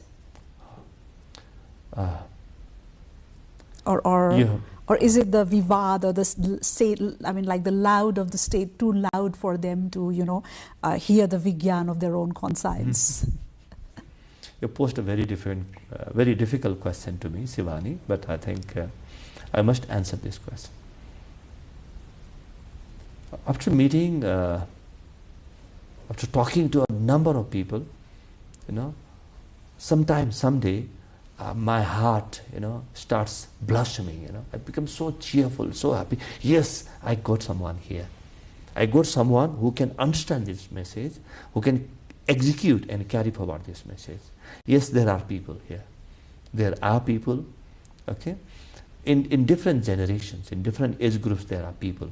But the society up till now has been structured in such a way that good people cannot come to the front. Right? So now slowly we have to find out the right people. They are there, and they are there in good numbers. For example, if you want to run a company, you hire the best people, right? You hire the best people. You try to find out who is the best person around. So when you want to run a country, or when you want to run the world, don't you try to find out who is the best person? I've always been a die-hard optimist, okay? But slowly when I started working with these young people also, this new team, I am hopeful, I am optimistic that these people will learn. There are so many things that we need to learn, because for over 2 centuries we have been challenged, we have been threatened, okay? And deep in the psyche, in our collective consciousness, somehow we have developed that inferiority complex. Okay, that is there. But meditation and the whole the science of wellness slowly remedies your inferiority complex. It makes you a wonderful human being who can do something very good. And I think if we continue this process, we will be able to develop world-class leaders. Very needed and an important intervention as well, because they say, state is just a collection of minds, and we really do not want minds that create a cluttered and, laws that are pretty chaotic, right? So we are living in a time of polycrisis. There are crises of climate, then there are political instability, conflicts of all sorts. Let's try and be a little blunt here, because philosophy certainly doesn't stop any war or conflict, right? What is the tangible value here? Oh yeah. Last time when I spoke in the United Nations, I put forward a statement there. The modern wars are not fought in the borders, they are fought in human minds. Understand that mind is the central thing, okay? And your mind is run by philosophies, not by anything that happens outside. So if you can change your mind, you change everything. It's all about changing the mind. It's all about bringing in a new mind. It's not the question of, a new philosophy can change, working together to change the paradigm. So it's not the question of only philosophy, For example, the way you talk to me, I can see that you are guided by some philosophies. You are making a dialogue here, and you are not in the killing room. Why? Because you have a philosophy there, right? You have an understanding there. Similarly, this new understanding has to be brought in. It's not that it's not there. It's there. Even look at the people, look at the people who are completely, victimized by war. Look at their faces. Don't you see hope there? I see so much of hope for the humanity. I see so much of hope for the humanity. And the hope that I'm talking about is not just a fantasy. It's not an imagination. This hope can be made real. And if we can, train people in meditation, even 5 minutes of meditation, Shivani, it changes your perspective for good. Even 5 minutes of meditation. Now science tells you very clearly that, all forms of violence come from your stress. A stressed mind becomes a violent mind. Okay? And meditation is the antidote to stress. Okay? When you meditate even for 5 minutes, you have a very different perspective. Instead of destroying, you want to create something. Your destructive energy becomes a creative energy. And remember, don't look at the weapons, don't look at the fighter jets around. Look at the people who are behind them. And if these people can be exposed to this methodology of learning, we can see a better world. And we have to do it. Just take another example. When do you need light the most? You need light the most. Okay, you want light all around when it is dark, right? So when the whole world is into wars, okay, into a number of problems, into polycrisis as you talked about, okay, don't you think someone has to switch on the light? That switch is inside you. I see a great hope for humanity. I see a great hope. We learn through a number of mistakes. Yes, we're making a number of mistakes, but people like us, people like you, who have understood spirituality, who have tested this Eastern tradition, now must work hard. I must own something, And then what I must tell to myself is, if I don't work hard, another person will die tomorrow. Another person will be the victim of another war. Another country will be the victim of another war. So for us, it is an emergency. It's a peace emergency, not a war emergency now. We're spreading peace, we're spreading wellness. It's a peace emergency now. You need to find the switch, and you need to tame the mind. And meditation could be one tool. I really reap that. But then there is a huge struggle the mankind is having to face or reel under at this moment. So if you could shed light on the how question now, like how does the Eastern concept of samayama, equanimity, right, survive in this era of 24/7, algorithm outreach? If you look at yourself, it is your mind who is doing all this. Your mind is at the core. And what is samyama? Samyama means equanimity. It's not equality outside. It is equanimity inside. And when do you develop equanimity? You develop equanimity when you become meditative. Right? And then forget these wars. Just look at relationship in your family. The one who has some form of equanimity will be able to connect the whole family. Look at your organization. Who connects the organization? who builds the organization, people who have equanimity. Look at the nation. Okay, the ups and downs will always be there. The upheavals will always be there. The vicissitudes will always be there. But equanimity, rightly propounded by Shiva, Krishna, Buddha, Ram, okay, and all sages, and that's what we are working into.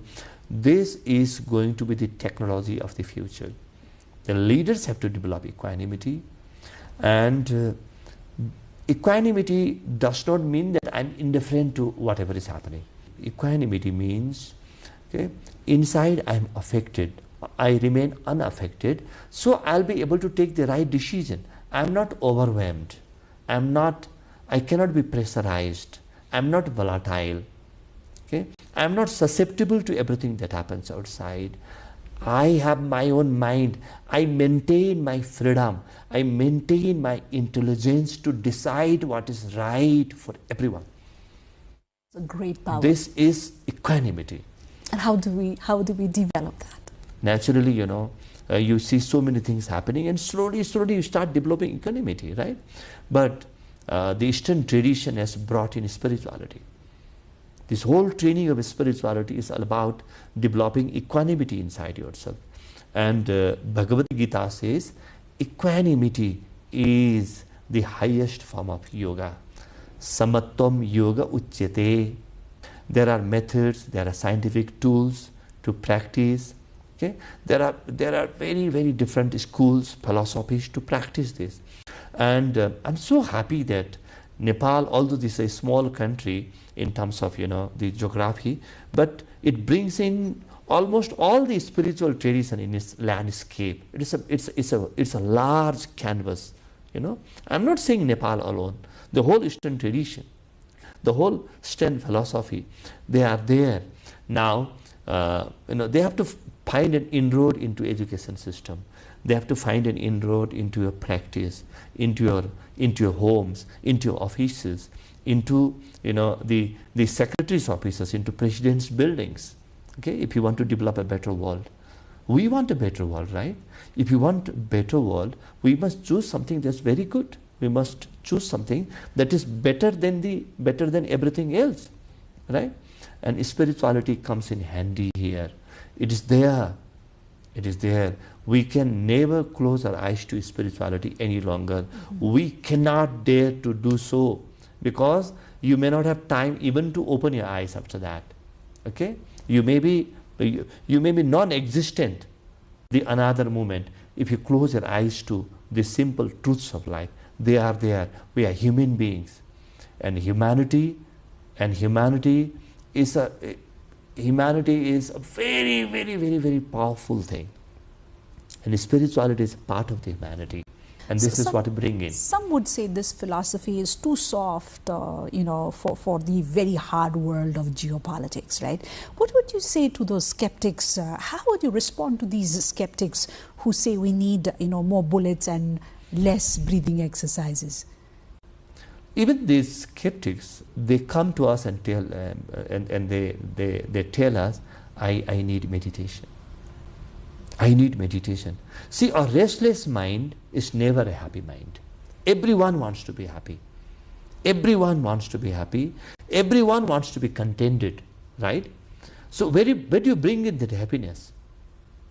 Nothing else can bring happiness to you. This is the only science that can bring you happiness. So this is not just the soft power. This is the most important power of the future. And if you ignore this power, if you think that a bullet is the only reply to another bullet, within no time, you will see that everything is over. We have to look at the whole humanity now. We have to go back to Vasudhaiva Kutumbakam again. We have to go back to our education again. We have to go back to our roots again. Okay? And this is only what will keep you alive. Nepal sits between two huge global giants like powerhouses.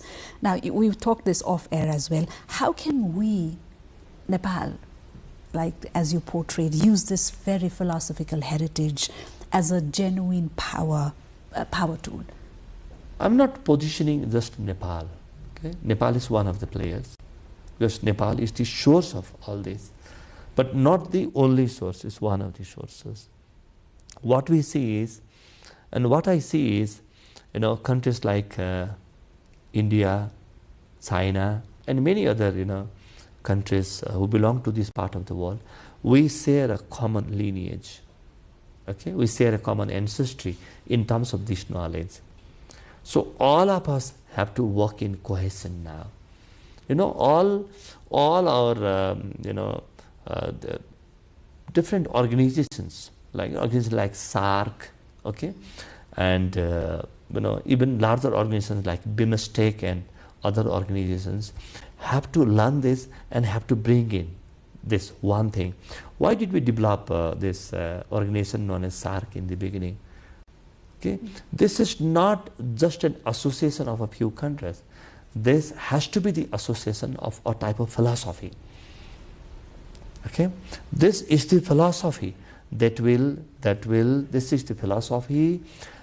give a new lease of life to the whole world. And why are we trying to collaborate? What are we collaborating in? For example, if I want to work together with India, together with China, what would that be? This I see as the number one agenda for the future. Okay, this is for international collaboration, and this is for small geographical collaboration also. This is for international collaboration, and our diplomats, our government, our diplomats must have this soft power before they start engaging with the diplomats all around, because they need to know what and who we are. Okay, we represent the Eastern philosophy. We represent this culture, we represent this civilization, and this has to be there. This has to get now. This has to get out of its cave, This has to get out of its four walls. And through all diplomatic actions, all political dialogues, even in what I see is, I see this at play in economics also. Because people want to learn this. And people want to learn this. This is number one tourism for us. Okay, this country can be the hub of spirituality and wellness. In fact, about a couple of years back, after we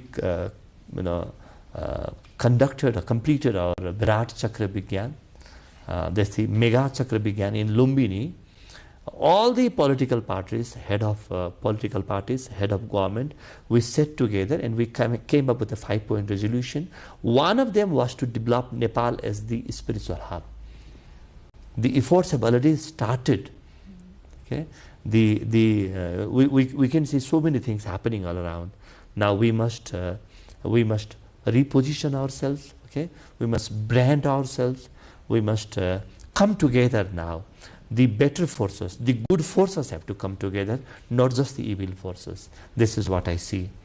Right. And as we move towards concluding this conversation, Gurudev, on a very deeply personal level, beyond, all the books, your practices, the UN resolutions, and even your sessions at the centers, how has practicing Jivan Vigyan or life science shaped your own worldview when you look at this chaos of 2026?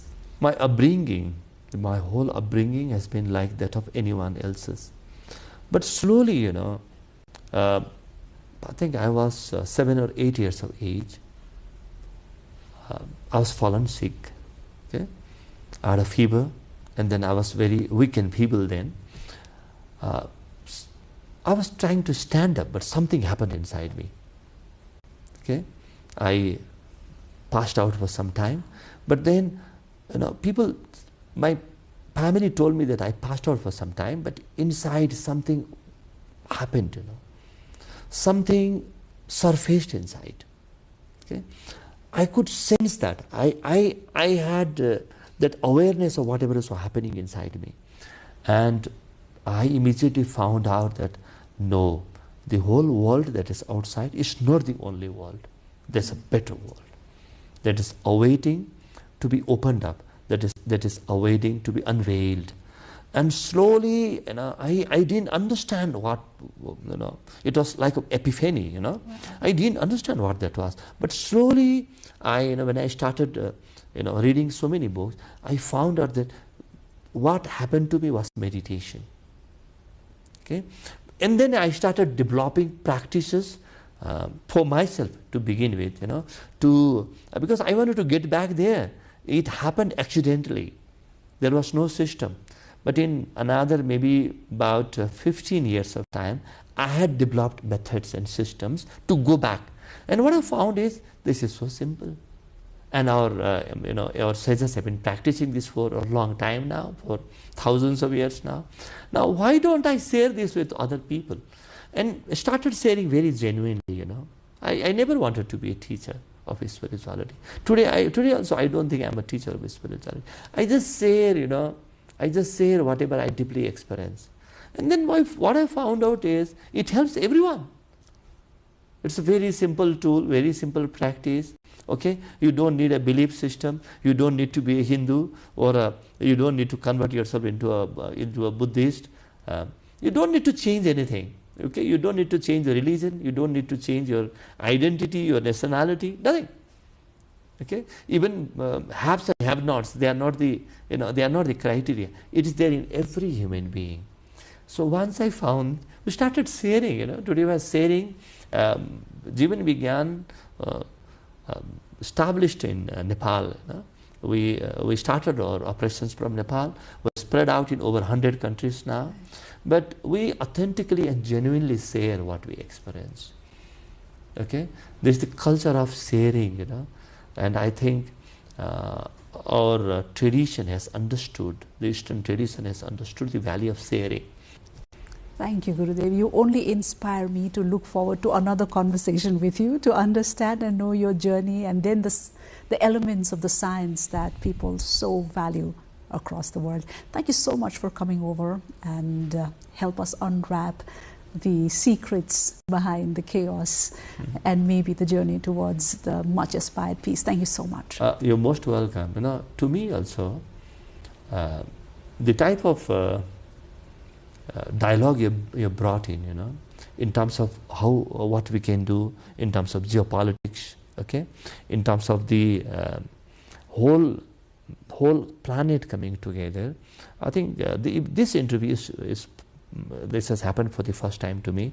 I must thank you for that, and I must thank Geopod and NTV World for having me here. Thank you so much. Thank you so much. It's one strong pillar that NTV World stands on. So thank you one more time. As we head forward towards wrapping up this edition, power, as you could perceive, continues to shape the global order. But perhaps the deeper question is whether wisdom can reshape power. This conversation certainly compels us to contemplate that science of life isn't found in a textbook. It's found in the space between your thoughts. That's it from Geopod this week. I'm Shivani Thapa Bosnell. Let's bring the life back into our science. Namaste.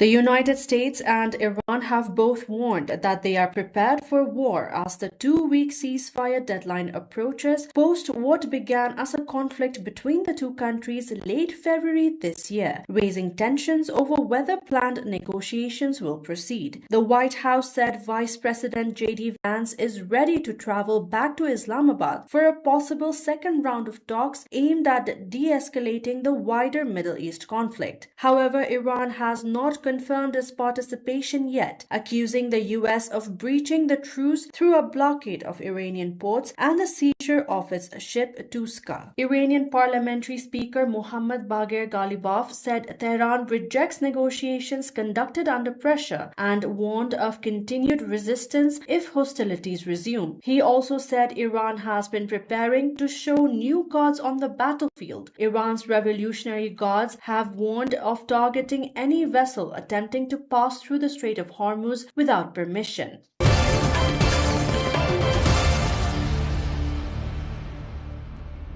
The head of the UN Maritime Agency has called for urgent support for thousands of seafarers stranded in the Strait of Hormuz amid disruption linked to the US-Israel conflict with Iran. The International Maritime Organization says around 20,000 sailors and 2,000 ships have been stranded in the waterway in the key shipping lane. International Maritime Organization Secretary General Arsenio Dominguez told a conference in Singapore that many seafarers are experiencing stress and exhaustion due to the prolonged disruption. He urged shipping companies and governments to provide stronger remote and personal support, including mental health assistance and direct outreach. Some countries have set up helplines and delivered supplies, but the IMO says further action is still needed.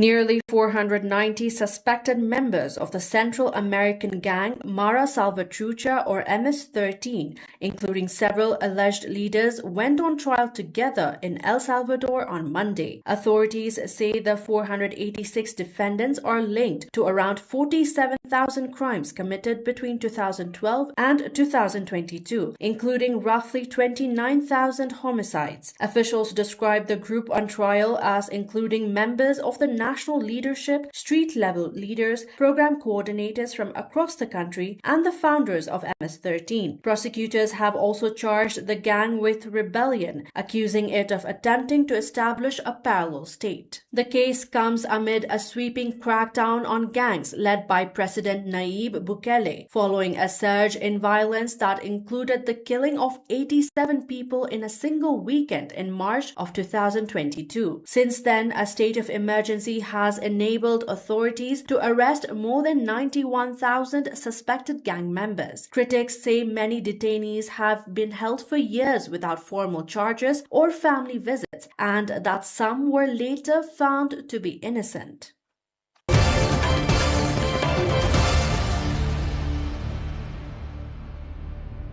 Rising temperatures in Gaza have led to a surge in rats, fleas, and other pests, worsening conditions for hundreds of thousands of displaced people living in tents. Residents say the infestations are biting children, contaminating food, and damaging makeshift shelters as sanitation systems remain largely non-functional. One displaced resident in Khan Yunis said his children have been bitten and that rodents have even damaged their tent. Health workers report a growing number of skin infections, including scabies, particularly among children living in overcrowded camps with limited access to clean water. The UN says most of Gaza's population remains displaced, with many living in camps lacking basic sanitation and hygiene services. Aid agencies warn that the situation is creating a serious public health risk amid continued shortages of medicine, fuel, and food. Residents also report repeated displacement and worsening living conditions since the start of the war in 2023. Despite a ceasefire declared in October 2025, aid access remains restricted.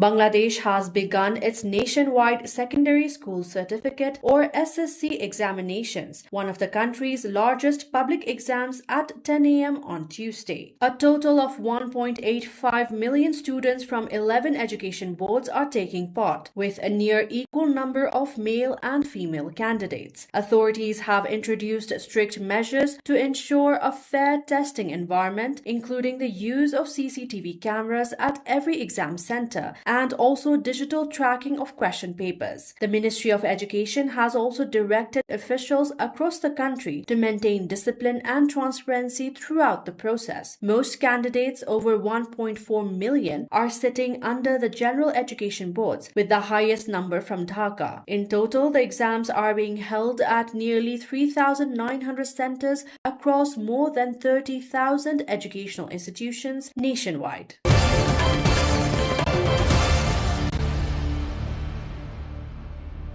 An AI-generated singer named Lolita Sârcel is gaining massive attention in Romania, with her songs attracting millions of views online. Since her debut late last year, the virtual artist has appeared in TV interviews, secured a major booking agency, and even been featured in a government campaign. However, her rapid rise has sparked backlash from real-life musicians and criticism from members of the Roma community, an ethnic minority in Europe with a long history and distinct cultural identity. Critics argue the character reinforces stereotypes, describing her as an overly sexualized and unrealistic portrayal of a Roma woman. Roma activist Bogdan Burdusel said the project reflects deeper, unaddressed racism in Romanian society. Meanwhile, some singers called Lolita's overnight success unfair to human artists working in the industry. The creator of Lolita, a visual designer known as Tom, said the character was not intended to represent a specific ethnicity. He described Lolita instead as embodying a broader Balkan identity, blending regional nostalgia with a futuristic AI-driven concept. In recent times, AI-generated tracks regularly go viral, and global music industry body IFPI has called on the sector to ensure AI-generated content compensates musicians.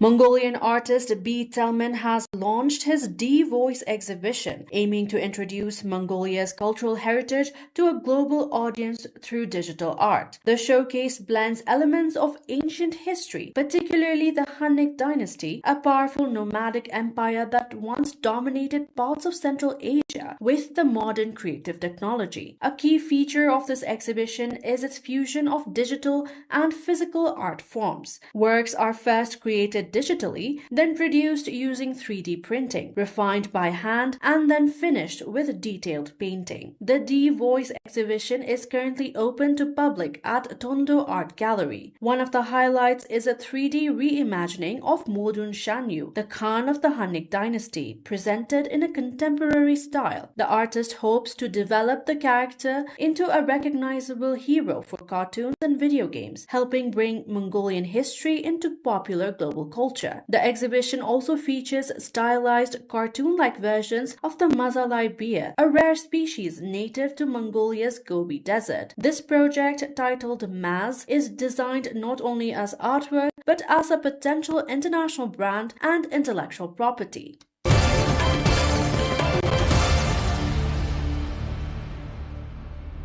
In southern Vietnam, a centuries-old tradition of palm leaf manuscripts known as Kin La Buang continues to preserve the cultural heritage of the Khmer community. These manuscripts are a unique form of book made by carefully engraving text onto dried palm leaves. At Mua Pagoda in An Giang province, artisans use a wooden stylus with a metal tip to carve each character by hand before applying a mixture of charcoal and oil to make the writing visible. One craftsman, 80-year-old Chao Chen, has been practicing the technique since 1968 and remains dedicated to keeping the tradition alive. The process is highly detailed, beginning with selecting suitable leaves in the forest, then treating and drying them before engraving each line. Completing a single page can take 2 to 3 months due to the precision required. Today, more than 100 pagodas in the region are actively preserving these manuscripts through careful maintenance and restoration. Monks regularly clean the leaves to protect them from termites and mold, while translations are used to teach younger generations. Anjang province alone holds more than 170 sets of palm leaf scriptures, totaling over 900 volumes. Beyond recording knowledge, these manuscripts play a vital role in maintaining cultural identity and passing traditions from one generation to the next.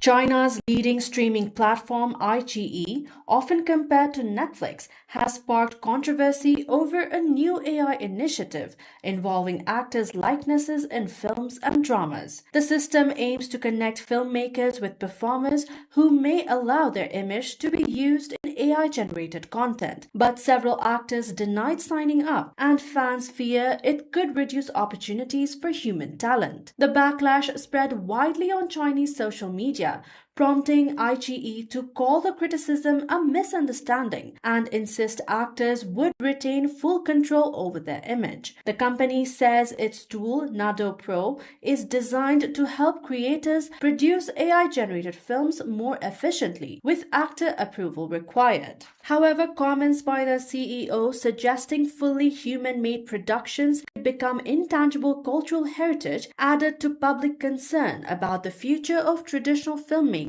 Experts have also warned of risks such as data misuse and loss of control over digital identities, highlighting broader global concerns about AI's impact on the entertainment industry.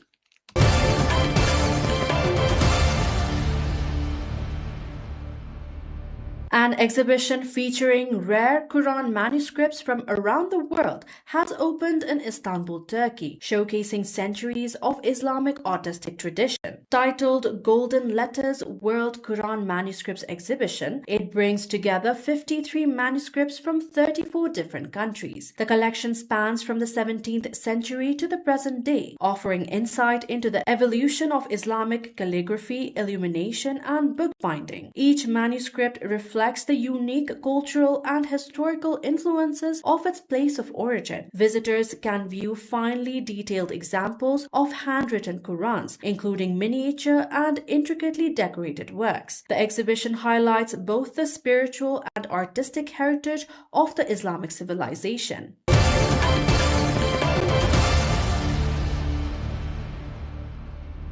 A traditional awa dance event has been held in Tokushima City in southwestern Japan, bringing one of the country's most famous summer festivals into the spring tourist season. The Awa Dance Festival is normally held every summer, but this special performance was organized to promote the cultural attraction to both visitors and locals. The event featured groups of skilled dancers performing to traditional Japanese music, played on instruments such as flutes and drums. Special seating was arranged in a city park where spectators watched and recorded the performances. The dancers also showcased contrasting styles, with female dancers presenting a graceful version and male dancers performing a more powerful style. Visitors described the performance as a striking display of unity, also noting the charm of the children's dances alongside the more experienced performers.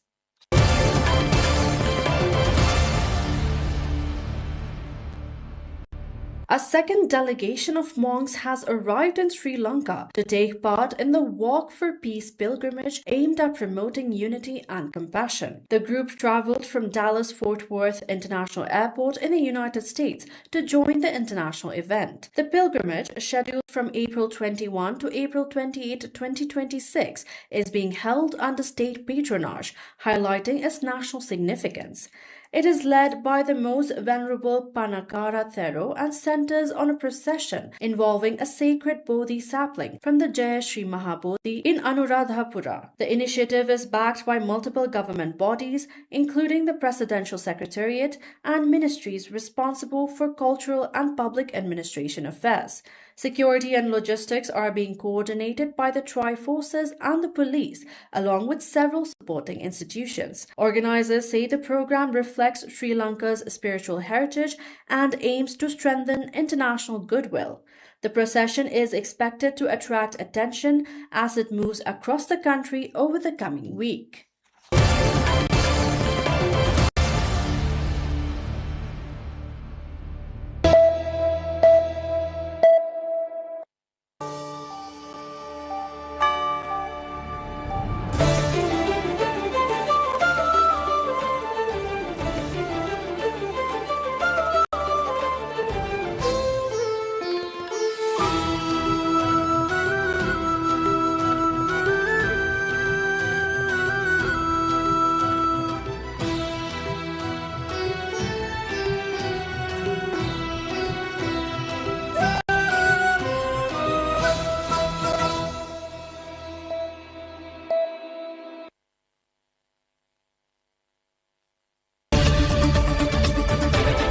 Hello and welcome to The Perspective on NTV World. I am Sapika Shrestha, your host for the program. From major headlines to the issues behind them, we break down the week's top stories and explore how they are shaping the path forward. This week's episode includes Nepal's economy, global economy and Middle East tension effect in the economy. Nepal's economy is showing signs of strength with growth forecast to fall below 3% under the weight of the external shocks and weak internal demand. The World Bank and Asian Development Bank highlight risks from Middle East tensions, slowing investment and subdued consumption that could impede recovery. For the new government, the slowdown marks an important early test of its economic direction and policy response. In this context, we talked with the former Vice Chair of National Planning Commission, Dr. Prakash Kumar Shrestha. Here are excerpts of the interview.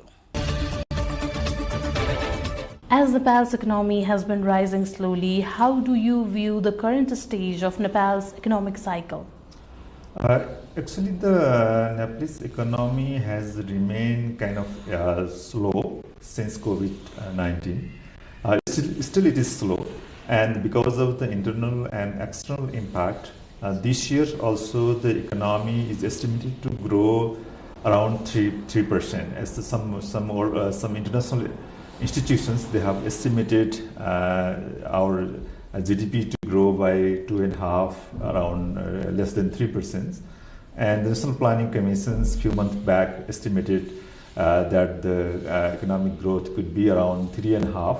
But the actual data we are going to receive quite soon, after 1 or 2 weeks. What can we say viewing the Nepal's recent economic field? Economic growth is sluggish, although we are still growing marginally. Although we need to have the quite high growth for our economic prosperity. But the economic growth, as I said earlier, is around 3%. It's our economic growth on an average, if you look at the past, it's around only the 4% to 4.5%. That's the average economic growth. But before the COVID-19, for 3 consecutive years, we had the very high growth because of the reconstruction after the earthquake. So at that time, for 3 years, we had average economic growth of more than 7%. Actually, we need that kind of growth. But now, after COVID-19, because of external, internal shocks, some political instability, our economic growth is hovering around on an average. And now for last 2 years, it is even below than average. And I just hope in coming fiscal year, with political stability and some economic reforms, our economy will start recovering. Recently, our country went through Gen-Z-led movement. Also, we had accidental election. We got a new government, right? So lots of new plans and policies are on the way. So has these things also affected Nepal's economy, or will it be a challenge? For current fiscal year, obviously, all of these things actually impacted because of the Gen-Z movement in September. That will obviously create some uncertainties in politics, and we had interim government for 6 months with a major mandate of holding elections. And after the elections, we have government with the majority, But our fiscal year is almost going to end. Only we have not even less than 3 months. So it's a new government, it's still in transition, all of things new. So many ongoing projects are disturbed. Even the new contract couldn't be given. So because of that, this fiscal year's our growth will not be high. But with the stable government, if the government start to do the reform and maintain the good governance, then from the next fiscal year, we can hope that the economy will start to recover and go above 4 to 5%. What are the things that has been helping in Nepal's economic growth? Tourism, hydropower, and even information technologies. They have the potentialities from the supply side. And from the demand side, obviously the government should create the environment for investment and should work on to how to increase the export, or even if you cannot export, then let us do the import substitutions. If you can do that things, then we have some potentiality. Government also has to increase the capital expenditures, and the private sector also has to increase the investments. As the Vice Chair of National Planning Commission, what would be your suggestion to this new government to reframe in their action plan, which would help in boosting Nepal's economy?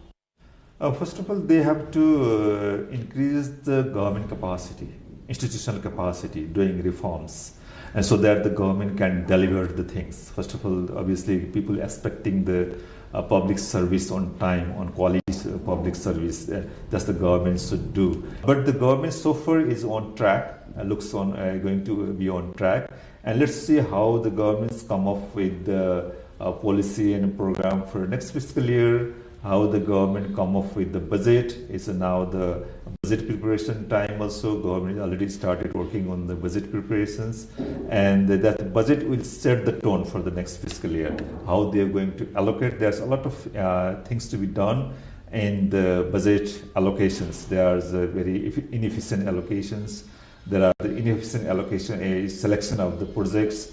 So that there is a lot of things to be do to public finance management, so that the government expenditure could be productive, could be efficient, so that that can attract the private sector investment and increase the aggregate demand in the economy. How is this Middle East tension going to affect Nepal, Nepalis and Nepal's economy? In the globalized world, Nepal is interconnected with the globe, and obviously there are many Nepalese working in the Middle East. And remittance is a major source of foreign currency reserve for Nepal.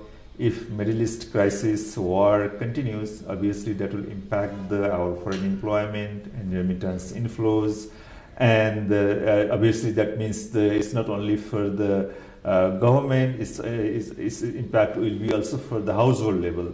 They will lose the job, they will lose the earning, and that will have the other second round impact also. That's a kind of first round impact, and in the first round impact we are also having the rising price level.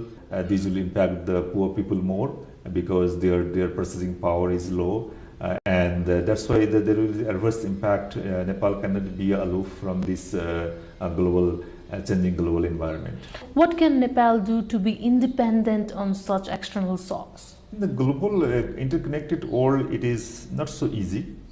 In the past we were, because we were not so close to the global economy. We were self-sufficiency, although we were poor. But now it's difficult, but we have to think how to be a self-sufficiency. We have to focus on the agriculture. We have to focus on our light manufacturing, so that we can engage domestically. And now the mindset is that the people want to go abroad because of good prospect. They see the good earning abroad, and they can see the good jobs abroad. That's why the people want to go. This mindset should be changed.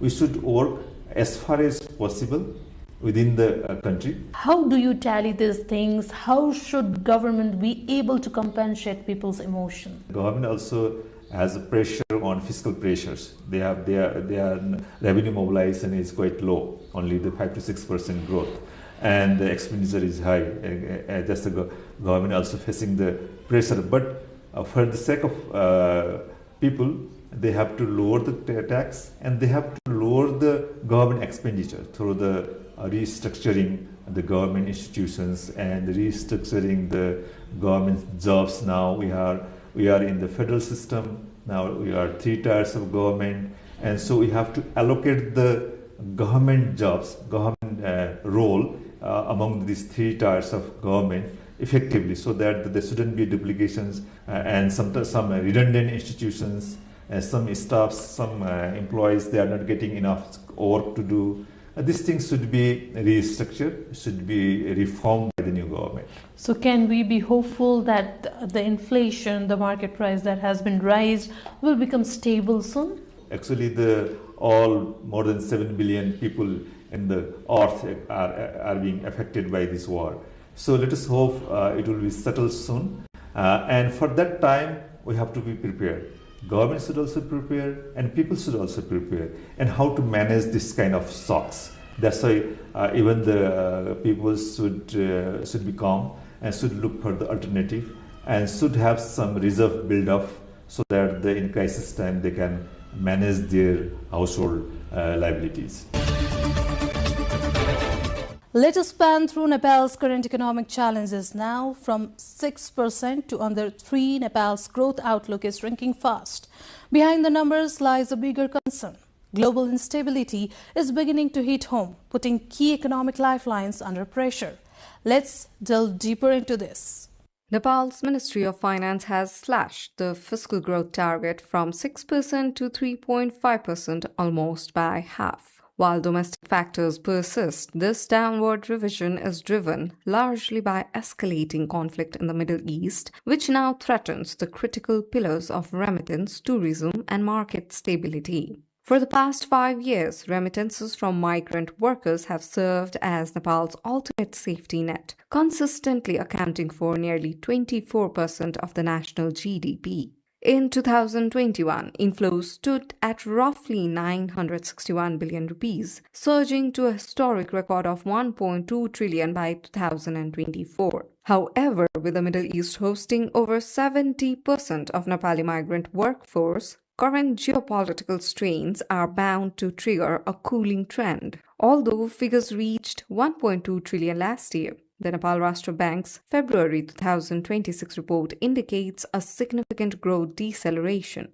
A widening conflict threatens a major contractions in the very funds that sustain Nepali household consumption and national liquidity. Following the pandemic, Nepal's tourism sector witnessed a classic V-shaped recovery. From a historic low of 230,000 arrivals in 2021, the numbers climbed back to nearly 1 million in the 2024-25 period. The target for the current year was a bold 1.5 million arrivals. Data from the Department of Tourism now suggests that the Middle East conflict has spiked global jet fuel prices and inflated travel insurance premiums. Furthermore, European and American travelers who frequently utilize Middle Eastern transit hubs like Doha or Dubai are reconsidering long-haul travel. The 3.5% growth revision directly reflects this fear factor, as arrivals for the first quarter of 2026 have already dipped 12% compared to the same period last year. As an import-dependent nation, Nepal remains highly vulnerable to global supply chain disruptions. While inflation remained relatively stable between 5% and 6% over the last 5 years, the World Bank's April 2026 update issues a stern warning. If Middle East tensions obstruct all supply routes, Nepal's transport cost will skyrocket. Currently, inflation is hovering near 7.5%, driven primarily by high fuel costs. This supply-side shock means the increased cost of transporting essentials from the border to Kathmandu is passed directly to the consumer. This fragility ensures that if prices continue to climb, domestic spending will halt, causing economic growth to slow or stall entirely. With the government pivoting toward a cautiously accommodative policy, the national focus has now shifted from the pursuit of speed to the necessity of stability. In a move to better understand the economy at this critical juncture, Nepal has launched a nationwide economic census. The National Statistics Office estimates that around 1.6 million establishments will participate in the exercise, helping to map the country's economic landscape. Here is an outlook. The government of Nepal on Wednesday began a nationwide economic survey across all 77 districts, deploying around 4,500 trained surveyors and supervisors. The National Statistics Office says the survey will collect comprehensive data from 21 sectors, covering all types of permanent and temporary establishments involved in the production and distribution of goods and services, as well as broader economic activities. These include industries, businesses, non-governmental organizations, and public enterprises operating within the country. However, diplomatic missions, public administration, and regulatory bodies, security agencies, and routine household activities are not included in the enumeration. To improve efficiency, an e-census system has been introduced for large establishments, allowing them to submit their details online. The office estimates that around 100,000 institutions will participate through this digital platform. A daily reporting system has also been deployed to monitor the progress of the enumeration. The National Statistics Office states that the survey will support the effective implementation of government economic policies, help identify potential investment areas, and provide a clear understanding of the size and structure of the economy at federal, provincial, and local levels. यो कार्यक्रम चाहिँ हाम्रा करिब 4000 गणकहरू हुनुहुन्छ 4000 गणकहरू चाहिँ सबै प्रतिष्ठानहरुमा उद्योग कल कारखाना व्यवसाय संस्थाहरुमा जानुहुन्छ सेवा प्रदायक पनि हुन्छ उत्पादन गर्ने संस्थाहरु सबैमा जानुहुन्छ सानो एउटा सामान्य भन्नुपर्दा तरकारी बेचेर बस्ने अर्थात चिया पसलदेखि लिएर ठूलो बिघाउसम्म चाहिँ यो गणना हुन्छ आर्थिक क्रियाकलाप गर्ने भन्नाले के बुझिन्छ भने वस्तु तथा सेवाहरु उत्पादन गर्ने राज्यले नागरिकलाई दिने सेवाको लागि पनि हुन सक्छ अर्थात वस्तुहरु उत्पादन गरेर फ्याक्ट्री उद्योग धन्दाहरुले उत्पादन गरेका सेवाहरु जस्तै शिक्षण संस्थाले शिक्षण पेशा दिन्छ जुन पढाउने काम गर्नुहुन्छ त्यो पनि एउटा उत्पादन हो राज्यको लागि त्यस्तो किसिमको सबै विवरणहरु संकलन गर्ने हुन्छ र त्यसमा हामीले हाम्रा गणकहरु सबै ठाउँमा पुग्नुहुन्छ प्रतिष्ठानहरुमा खोजेर पुग्नुहुन्छ गाउँ टोल वडा सबै ठाउँमा पुगेर त्यो संकलन गर्ने हो It is stressed the economic survey is fundamental to national planning, warning that without reliable statistics, policies may not deliver the intended results. The previous economic census conducted in 2018 recorded more than 923,000 establishments and generated approximately 3.2 million jobs. For the current exercise, a toll-free helpline, 1178, has been launched to assist participants. Monitoring mechanisms have also been put in place with coordination committees formed at district and local levels under the leadership of chief district officers. This is a time when Nepal, with its new administration, is making a sweeping push against corruption. The government has unveiled a 5-year strategic plan to tackle one of the country's most deep-rooted challenges, backed by a broader national reform commitment signed by all 6 major political parties. Let's take a close look. The second National Strategic Plan Against Corruption of Nepal government covers 5 fiscal years, 2025-26 to 2029-30, and arrives amid growing public anger over misgovernance across Nepal. Its timing is no coincidence. Just days earlier, on April 14, Prime Minister Balendra Shah's government released what it calls the National Commitment, an 18-point reform agenda agreed upon by all 6 nationally recognized political parties following the March general election. Good governance and corruption control are among its central pillars. The scale of the problem is laid bare in the latest figures from Nepal's constitutional anti-corruption body, the Commission for the Investigation of Abusive Authority, CIAA. In the last 5 years alone, the Commission filed 798 corruption cases, naming more than 4,600 defendants. The total amount claimed exceeds 31.5 billion Nepali rupees, roughly $237 million. Of more than 166,000 complaints received, over 121,000 have been settled, with around 55% of cases upheld by the special court. निजी क्षेत्रदेखि सरकार अरु नागरिक समाज अरु संघ संस्थाहरु जो यसमा क्रियाशील छन् सबैको बीचमा चाहिँ आपसी सहयोग समन्वय र सहकार्य र साझेदारीता विकास गर्नु पनि जरुरी छ।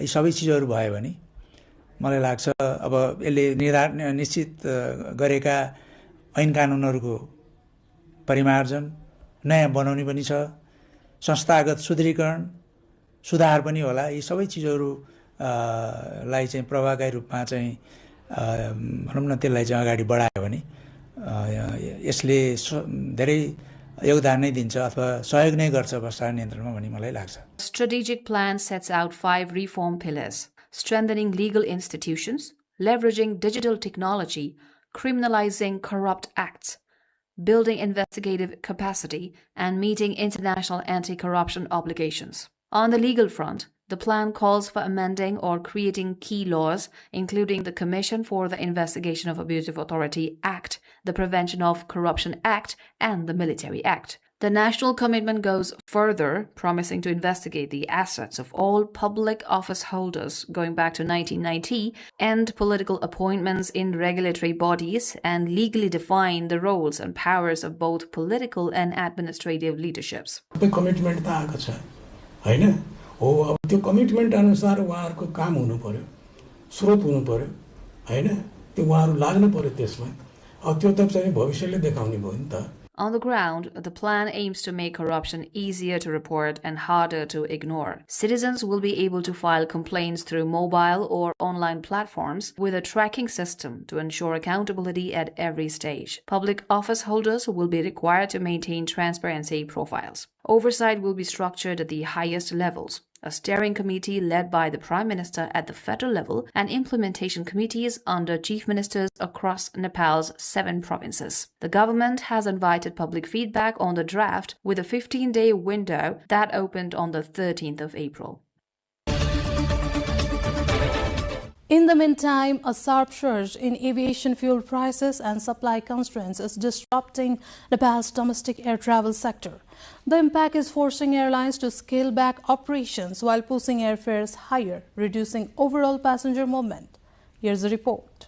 Nepal's domestic aviation sector is facing a sharp contraction, with the market shrinking by nearly 30% due to a shortage of aviation fuel and a steep rise in prices. Private airlines across the country have reduced the number of flights, citing declining passenger demand. Operators say higher airfares driven by increased fuel cost have discouraged travelers from flying unless absolutely necessary. Since April, the price of aviation fuel has more than doubled. In response, domestic carriers have raised ticket prices by around 50%, further impacting passenger numbers. The effects are being felt across the industry, including by the country's largest private carrier, Buddha Air, which has reduced its flight frequency by nearly 30%. Airlines warn that sustaining operations has become increasingly difficult, with some preparing to cut staff alongside reducing flights.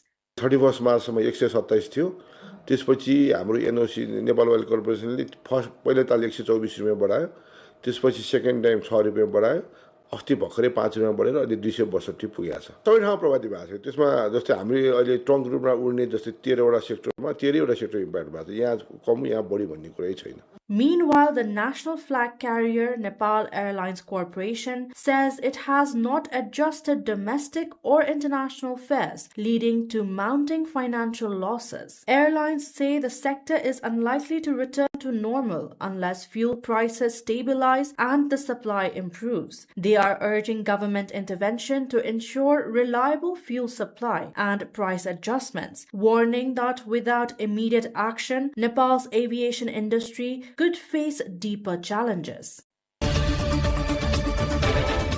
That's all from the perspective for this week's edition. We will be back next week with major updates. Stay tuned to NTV World.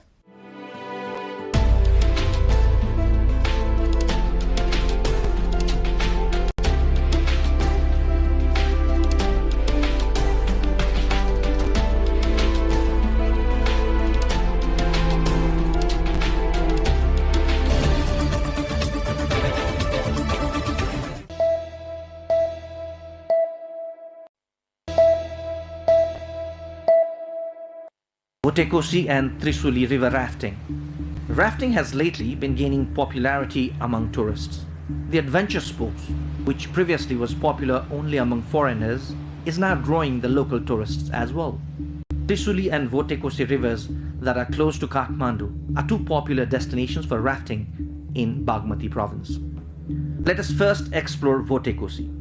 Whitewater rafting at Votekosi river is included among the 10 best adventure destinations for rafting in the world. Votekosi, which is well facilitated with food and accommodation, can be a great destination for rafting and other adventure sports. Rafting at Trisuli River is popular among domestic tourists, as the location can be reached in an hour from Kathmandu. This is where most tourists go for rafting in Nepal.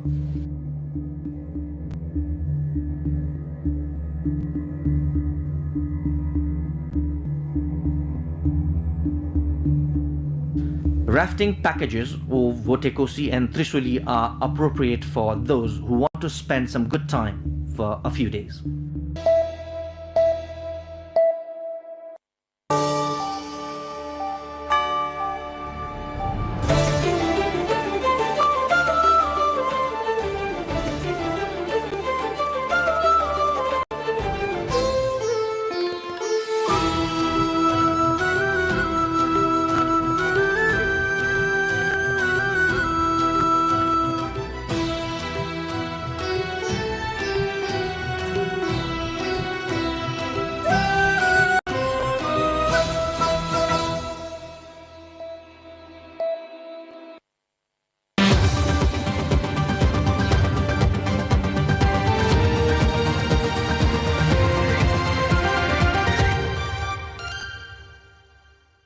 Good evening, I am Siksha Bhattrai and you are watching Business World. Across this week's global economy, technology and innovation, a series of developments are shaping the direction of markets, industries and supply chains worldwide. From energy security concerns and shifting trade dynamics to emerging technologies and policy moves, we bring you the key stories making headlines. We begin with developments in the energy sector where global uncertainties continue to influence supply and prices, with ripple effects being felt across the industries and the regions. We start with energy security, where Japan has unveiled a $10 billion support package for Asia. The initiative aims to strengthen energy supply chains and ensure access to petroleum-based medical products, including essential healthcare materials. It comes amid rising tensions in the Strait of Hormuz, a critical global route. The move also reflects growing concern over Asian economies over supply disruptions and the need for coordinated regional resilience. Japan's Prime Minister Sanae Takaichi has announced a $10 billion support package to strengthen Asia's energy security and safeguard vital petroleum-based medical supplies. Speaking Wednesday as chair of the Asia Zero Emission Community Plus Summit, Takaichi unveiled the new framework, Power Asia. It will channel financial aid through Japan Bank for International Cooperation to help countries procure crude oil, expand stockpiles, and adopt Japan's reserve systems. The initiative comes amid rising tensions between the United States and Iran over navigation in the Strait of Hormuz, a key artery for global energy flows. Leaders at the summit agreed Asia's economies are deeply interconnected and stressed the importance of joint efforts to secure supply chains and guarantee safe passage of vessels. In a related development, oil markets are reacting to rising geopolitical risks. Kuwait has sharply increased crude prices for Asian buyers amid ongoing Middle East tensions. Analysts now warn the market could shift into a supply deficit. This comes as global oil prices remain volatile, with fears that prolonged disruptions could push prices above $100 per barrel. Kuwait has raised the official selling price for Kuwait export crude to Asia in May to $17 a barrel, above the average of Oman Dubai quotes, from a premium of $0.50 in April. The news came after the US military said it would begin a blockade of maritime traffic through Iranian ports and coastal areas after weekend talks failed to clinch a deal to end the Iran war, jeopardizing a fragile 2-week ceasefire. Middle East crude has become the priciest globally after the US-Israel war on Iran disrupted shipping through the Strait of Hormuz, a vital artery for about a fifth of the world's oil supplies. This month, OPEC Plus agreed to raise oil output quotas for May by 206,000 barrels per day, a modest rise that will largely exist on paper as its key members are unable to raise production due to the Iran war. The increase comes as analysts expect the hit to global oil production to flip the oil market into a supply deficit this year versus pre-conflict estimates of a comfortable oversupply. Meanwhile, the impact is spreading across the aviation sector as well. Cathay Pacific has announced flight cuts as jet fuel prices surge globally. The airline is scaling back operations and suspending key routes through June. Around 2% of scheduled flights will be cut, highlighting how rising fuel costs are forcing airlines to adjust capacity. Cathay Pacific Airways has said it will cut some flights from mid-May until the end of June, citing soaring jet fuel costs triggered by the ongoing conflict in the Middle East. The airline will cancel about 2% of its scheduled passenger flights from May 16 to June 30, 2026, while its budget arm HK Express will cut about 6% from May 11. The carrier said the suspension of its passenger services to Dubai and Riyadh will stay in place until June 30. It noted that according to the latest data published by the International Air Transport Association (IATA), the global average jet fuel price rose to $209 per barrel for the week ending April 3, increasing from $99.40 per barrel for the week ending February 27. Amid these uncertainties, countries are working to secure critical supply chains. Singapore and Australia are accelerating a deal to safeguard energy and essential goods. The agreement is aimed at ensuring stability even during global disruptions. Officials say the partnership will also enhance coordination on logistics and emergency response mechanisms. Singapore and Australia are working towards a legally binding protocol on economic resilience and essential supplies under their free trade agreement, according to their leaders on Friday. Speaking at a press conference with his Australian counterpart, Anthony Albanese, Singapore Prime Minister Lawrence Wong said the two countries have agreed to accelerate negotiations on the protocol, which covers energy and other critical sectors. In a joint statement, the two prime ministers agreed to keep trade flowing between the countries, with essential goods such as food continuing to move. This includes liquefied natural gas, which Australia supplies to Singapore, accounting for more than one-third of Singapore's LNG, and refined petroleum products like diesel, which Singapore supplies to Australia. Attention is also turning to long-term economic risk. The World Bank is warning of a looming global job crisis with a major shortfall expected. Leaders are being urged to stay focused on structural challenges despite current conflicts. A recent global assessment suggests economic shocks and rising costs could significantly impact employment growth in developing economies. The Middle East war will dominate global finance officials' talks this week in Washington, but World Bank President Ajay Banga is sounding the alarm about a bigger, looming crisis, a huge gap in jobs for the 1.2 billion people who will reach working age in developing countries in the next 10 to 15 years. At current trajectories, those economies will generate only about 400 million jobs, leaving a deficit of 800 million jobs, Banga said. The World Bank President admits that focusing people on the long term is daunting given a series of short-term shocks that have buffeted the global economy since the COVID-19 pandemic, the most recent being the war in the Middle East. He says he is determined to ensure that finance officials stay focused on those longer-term challenges like creating jobs, connecting people to the electricity grid, and ensuring access to clean water. Thousands of finance officials from around the globe are gathering in Washington this week for the spring meetings of the World Bank and the International Monetary Fund under the shadow of the US-Israel war with Iran that threatens to slow global growth and jack up inflation. The economic pressures are becoming more visible across the states. Bangladesh's trade deficit has widened significantly due to rising imports and falling exports. The trend highlights growing vulnerability to global price fluctuations. Economists warn that continued pressure on foreign reserves could affect macroeconomic stability in the coming months.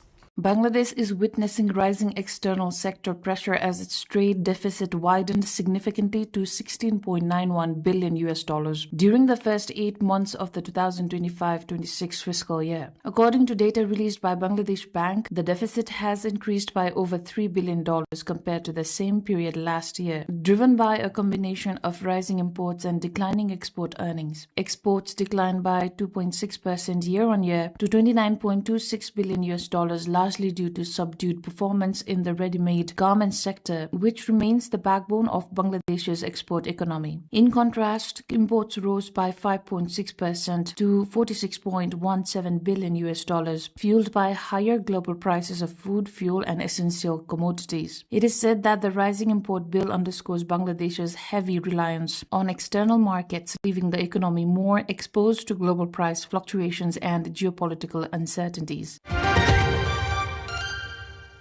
Elsewhere, policy shifts are reshaping investment landscapes. Venezuela has opened its mineral sector to private investment to attract foreign capital. The move signals a broader push towards economic reform and long-term growth. It is also seen as an effort to diversify the economy beyond oil dependency and revive investor confidence. Venezuela has opened its vast mineral reserves to private investment, marking a major policy shift just months after easing state control over its oil sector. The move is aimed at attracting foreign capital into one of the world's most resource-rich countries. The country holds significant deposits of gold, diamonds, bauxite, and coltan, a mineral used in electronics such as phones and laptops. Lawmakers in the National Assembly unanimously approved the mining reform on a second reading. Assembly Chief Jorge Rodriguez announced the decision, saying the legislation would help build long-term economic growth and stability. He described the reform as a key step toward future prosperity. The policy change is part of broader economic reforms linked to growing cooperation with the United States following political upheaval in the country. Sustainability is also gaining traction in emerging economies. India has launched a major initiative to manage textile waste through recycling systems. The effort supports environmental goals while creating new livelihood opportunities. Authorities say the program could effectively reduce landfill waste while boosting the circular economy. India has launched its first textile recovery facility, TRF, in Navi Mumbai, marking a key step in managing growing textile waste through circular economy practices. India generates around 7.8 million metric tons of post-consumer textile waste annually, prompting cities to adopt structured recovery and recycling systems. Over 140 textile collection bins have been installed across housing societies in all 8 municipal wards to encourage source segregation and citizen participation. A digital tracking system is also being developed to monitor textile flow from collection to final reuse. Recovered textiles are converted into products such as bags, mats, and home decor items by women's self-help groups, generating livelihood opportunities while reducing landfill waste. Officials say the initiative could serve as a model for other urban bodies in India. Technology is playing an increasing role in transforming supply chains. China has introduced intelligent robots to modernize grain storage operations. The innovation boosts efficiency while reducing reliance on manual labor. Experts say such automation could improve food security by minimizing storage losses and improving monitoring systems. China has begun deploying its first intelligent grain leveling robots in commercial granaries, making a push to modernize agricultural logistics and cut labor costs across the storage sector. The robots, equipped with spiral blade wheels, can move across grain piles at speeds of up to 2 meters per second while maintaining stability under heavy weight. Their ability to flatten grain surfaces, traditionally a labor-intensive process, offers a significant significant productivity gain. According to designer Guo Fengmin, 3 robots can complete a task in 1 day that would otherwise require 3 workers over 3 days in a 1,400 square meter facility. From a business perspective, the technology highlights growing investment in agricultural automation as operators seek to address rising labor costs and efficiency pressures. It is pointed such systems could accelerate the digital transformation of grain storage and handling, a critical link in the food supply chain. On the regulatory front, concerns over transparency are drawing attention. The White House has warned staff against using insider information in prediction markets. The directive comes amid growing scrutiny over ethics in financial activities. Officials emphasize that maintaining public trust is critical as digital trading platforms expand rapidly. White House staff were warned last month not to use insider information to place bets on predictions markets. The email was sent to staff on 24th of March, a day after US President Donald Trump announced a 5-day pause on his threat to attack Iranian power plants and energy infrastructure. It referred to press reports that raised concerns over government officials using non-public information to place bets on platforms like Kalshi or Polymarket. White House spokesman Davis Engel said that any implication that administration officials are engaged in such activity without evidence is baseless and irresponsible reporting. Predictions markets, which host more than $44 billion in trades, became increasingly popular in the past year in the US. And that was a roundup of this week's global economy, technology and innovation updates. We will continue to track how these developments shape markets around the world, especially as geopolitical tensions and economic uncertainty persist. I am Siksha Bhattarai. Thank you for watching NTV World.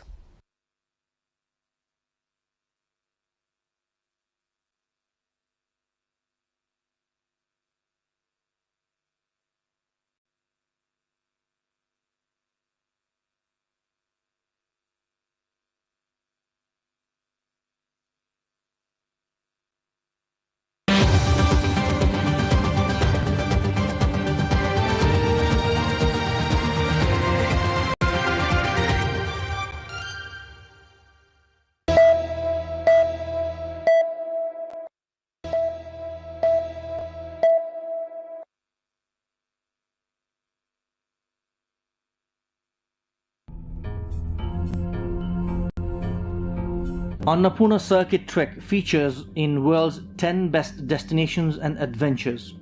The trekking circuit is the choice of many trekkers as it offers both adventure along with mesmerizing view of mountain ranges. Arguably the best trekking circuit in the world, travelers get up close with dozens of mountains including the Annapurna, Dhaulagiri, Nilgiri.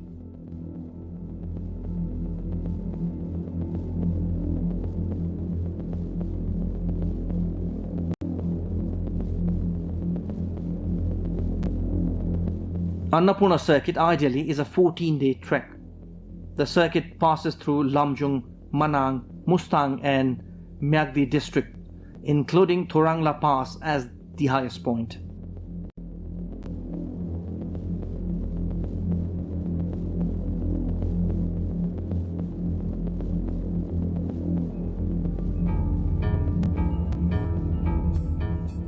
Places including Thampus, Ghandruk and Poon Hill are part of this trekking circuit.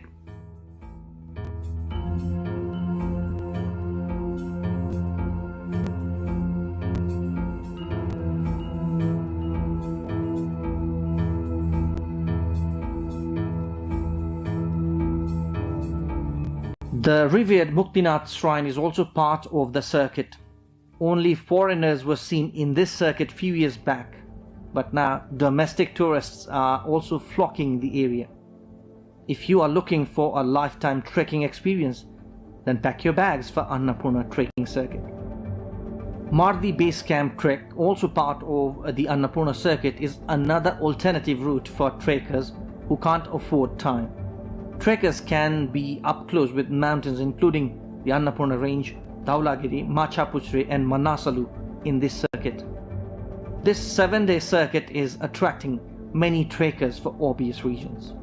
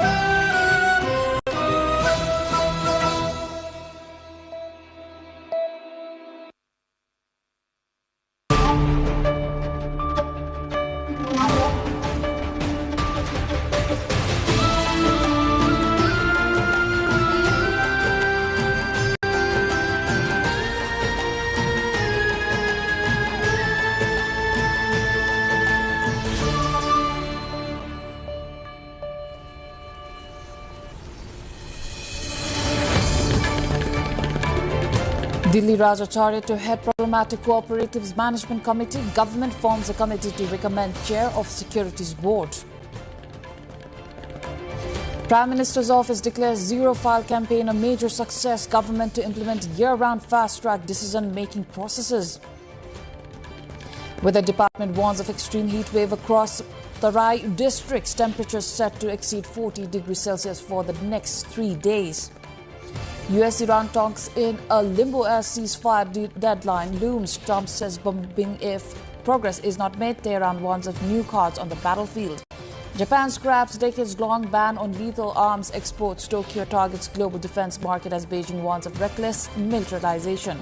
And Nepal secures an emphatic 8-wicket victory over the UAE to level the second T20I series 1-all at Kirtipur.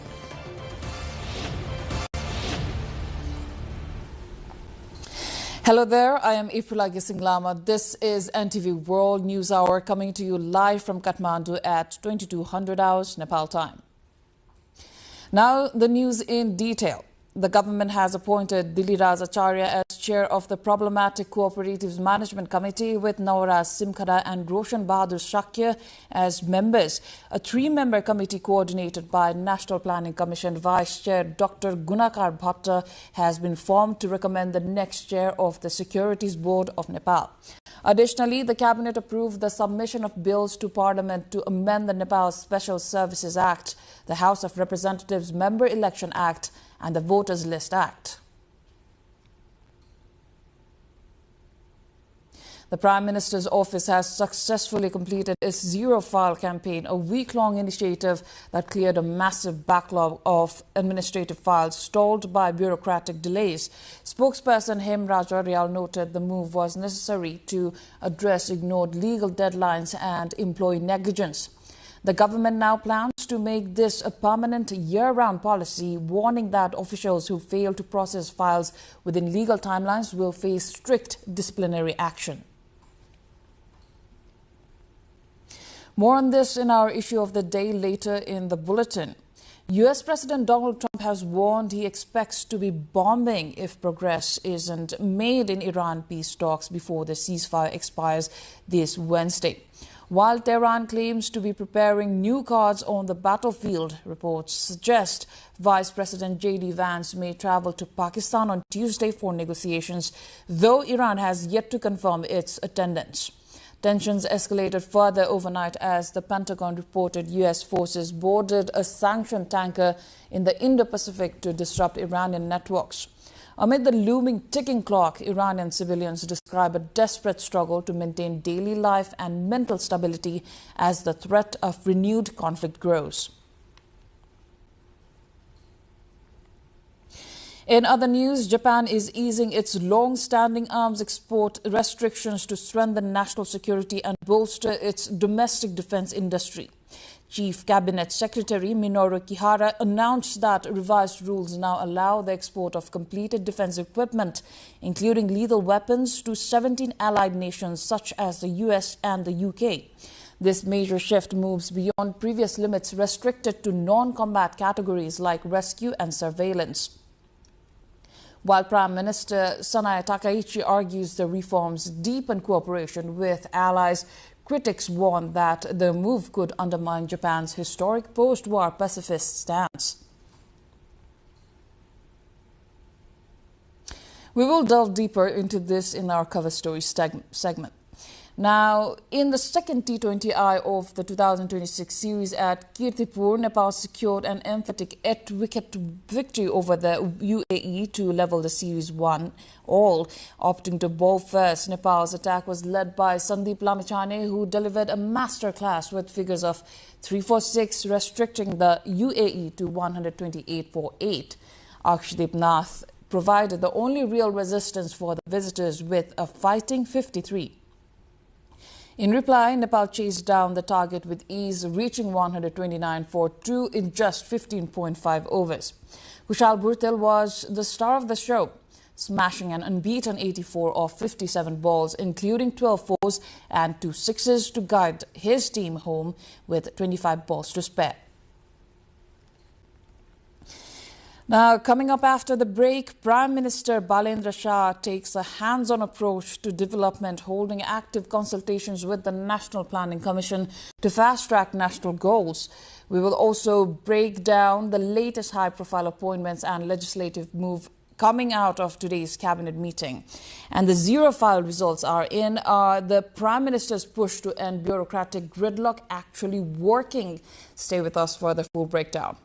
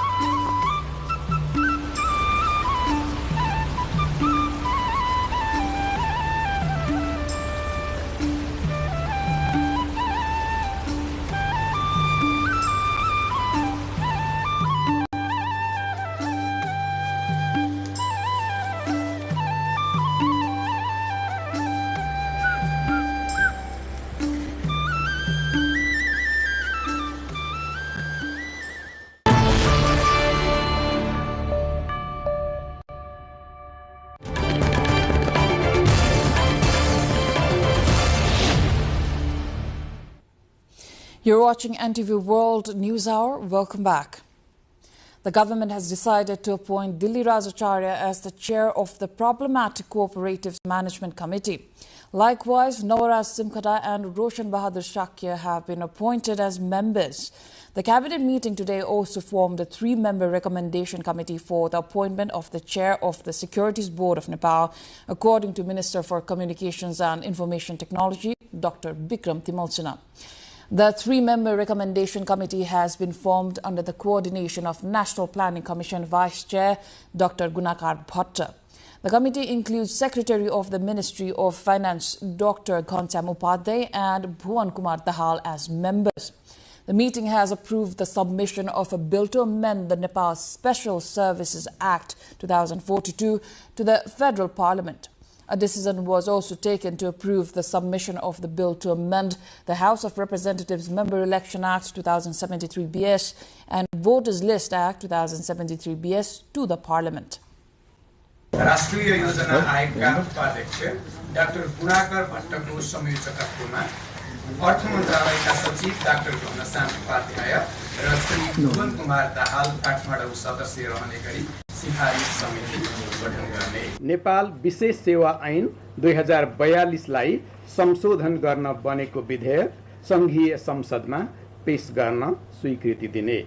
निर्णय 3 प्रतिनिधि सभा सदस्य निर्वाचन ऐन 2074 लाई संशोधन गर्न बनेको विधेयक संघीय संसदमा पेश गर्न स्वीकृति दिने।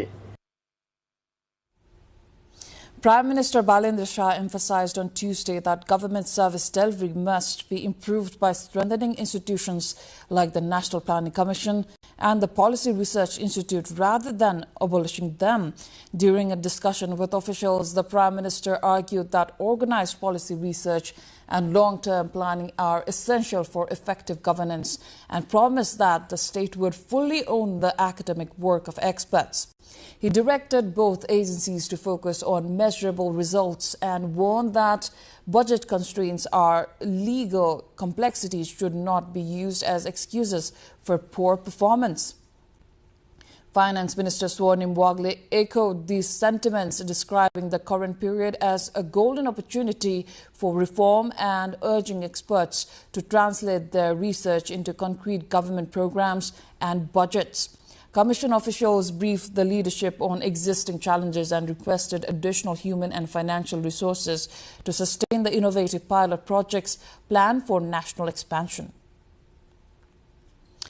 Prime Minister Balendra Shah's administration has successfully cleared a massive administrative backlog following a week-long zero-file campaign, a move the government now plans to turn into a permanent policy to ensure officials face strict disciplinary action for any future bureaucratic delays. A report.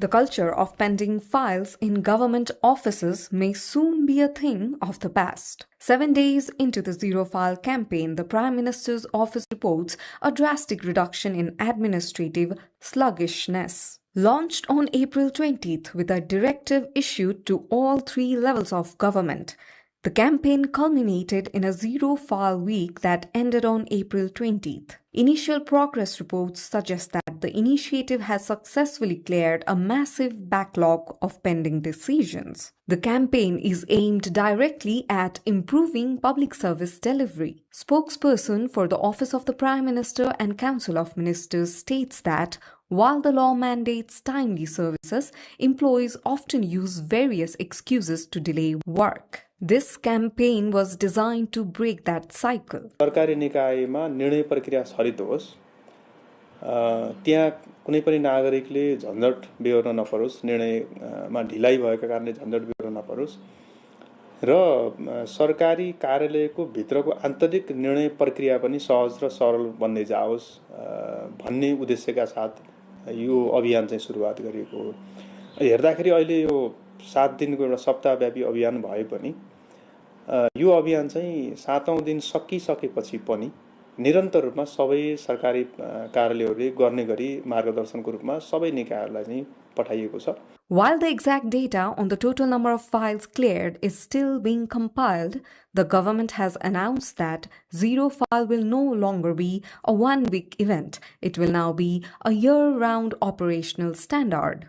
Administrative experts have long urged the government to implement the citizen's character with compensation as outlined in the Good Governance Act. They argue that negligence in service delivery increased in the past because individual employees were rarely held financially or professionally responsible.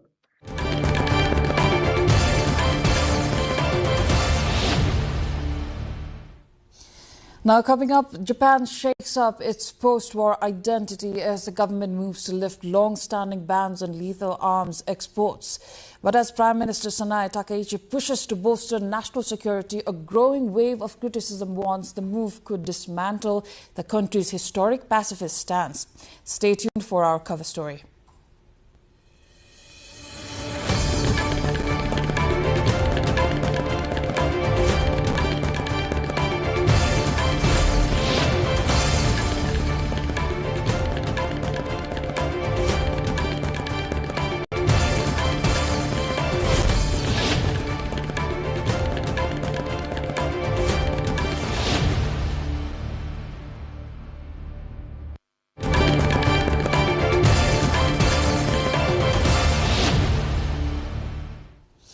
You're watching NTV World News Hour. Time for our cover story. In a historic policy shift, Japan has lifted decades-old restrictions to allow the export of lethal weaponry to 17 allied nations, including the US and the UK. Prime Minister Sanae Takaichi characterized the move as a strategic necessity for national security, though she maintained that the country remains committed to its post-war pacifist principles. This decision has met with mixed reactions globally, with China condemning it. Sarah Sapsanama-Rai explores further. For decades, Japan operated under self-imposed pacifist restraints, limiting exports to non-combat categories like search and rescue or surveillance. On April 21st, those limits were scrapped. Under the revised 3 principles on defense equipment transfer, Tokyo can now, in principle, export lethal hardware, including warships, missiles and fighter jets to allied nations. Prime Minister Sanae Takaichi stated no single country can protect its own peace alone, emphasizing that sharing equipment with like-minded partners is now a strategic necessity. The impact is already visible. Just days ago, Australia signed a multi-billion-dollar deal for a fleet of Japanese stealth frigates, the first major lethal export of its kind. However, the decision has sparked a wave of domestic unrest. それを使って絶対商売する人間が出てくるので、今以上に絶対そういう品物が日本で作れちゃうわけじゃないですか。っていうのはやっぱ危ないかなって思います。はい、僕は広島出身なので、特に平和教育を受けてきまして、その原爆の広さだったりとか、悲惨さっていうのは、今でも続いているので、そこにどんどん近づいていくようなイメージだと思うんですよね。そういった意味でも僕は反対の立場です。Critics argue the move bypasses parliamentary oversight, as the National Security Council will now approve without prior Diet approval. The reaction from neighbors was equally sharp. China's foreign ministry condemned the decision as reckless militarization, warning that Tokyo is fueling a regional arms race. 日方近期在军事安全领域一系列危险动向，戳穿了其和平国家和专守防卫的自我标榜。很多专家学者担心，日本重新开启战争机器，对外输出战争。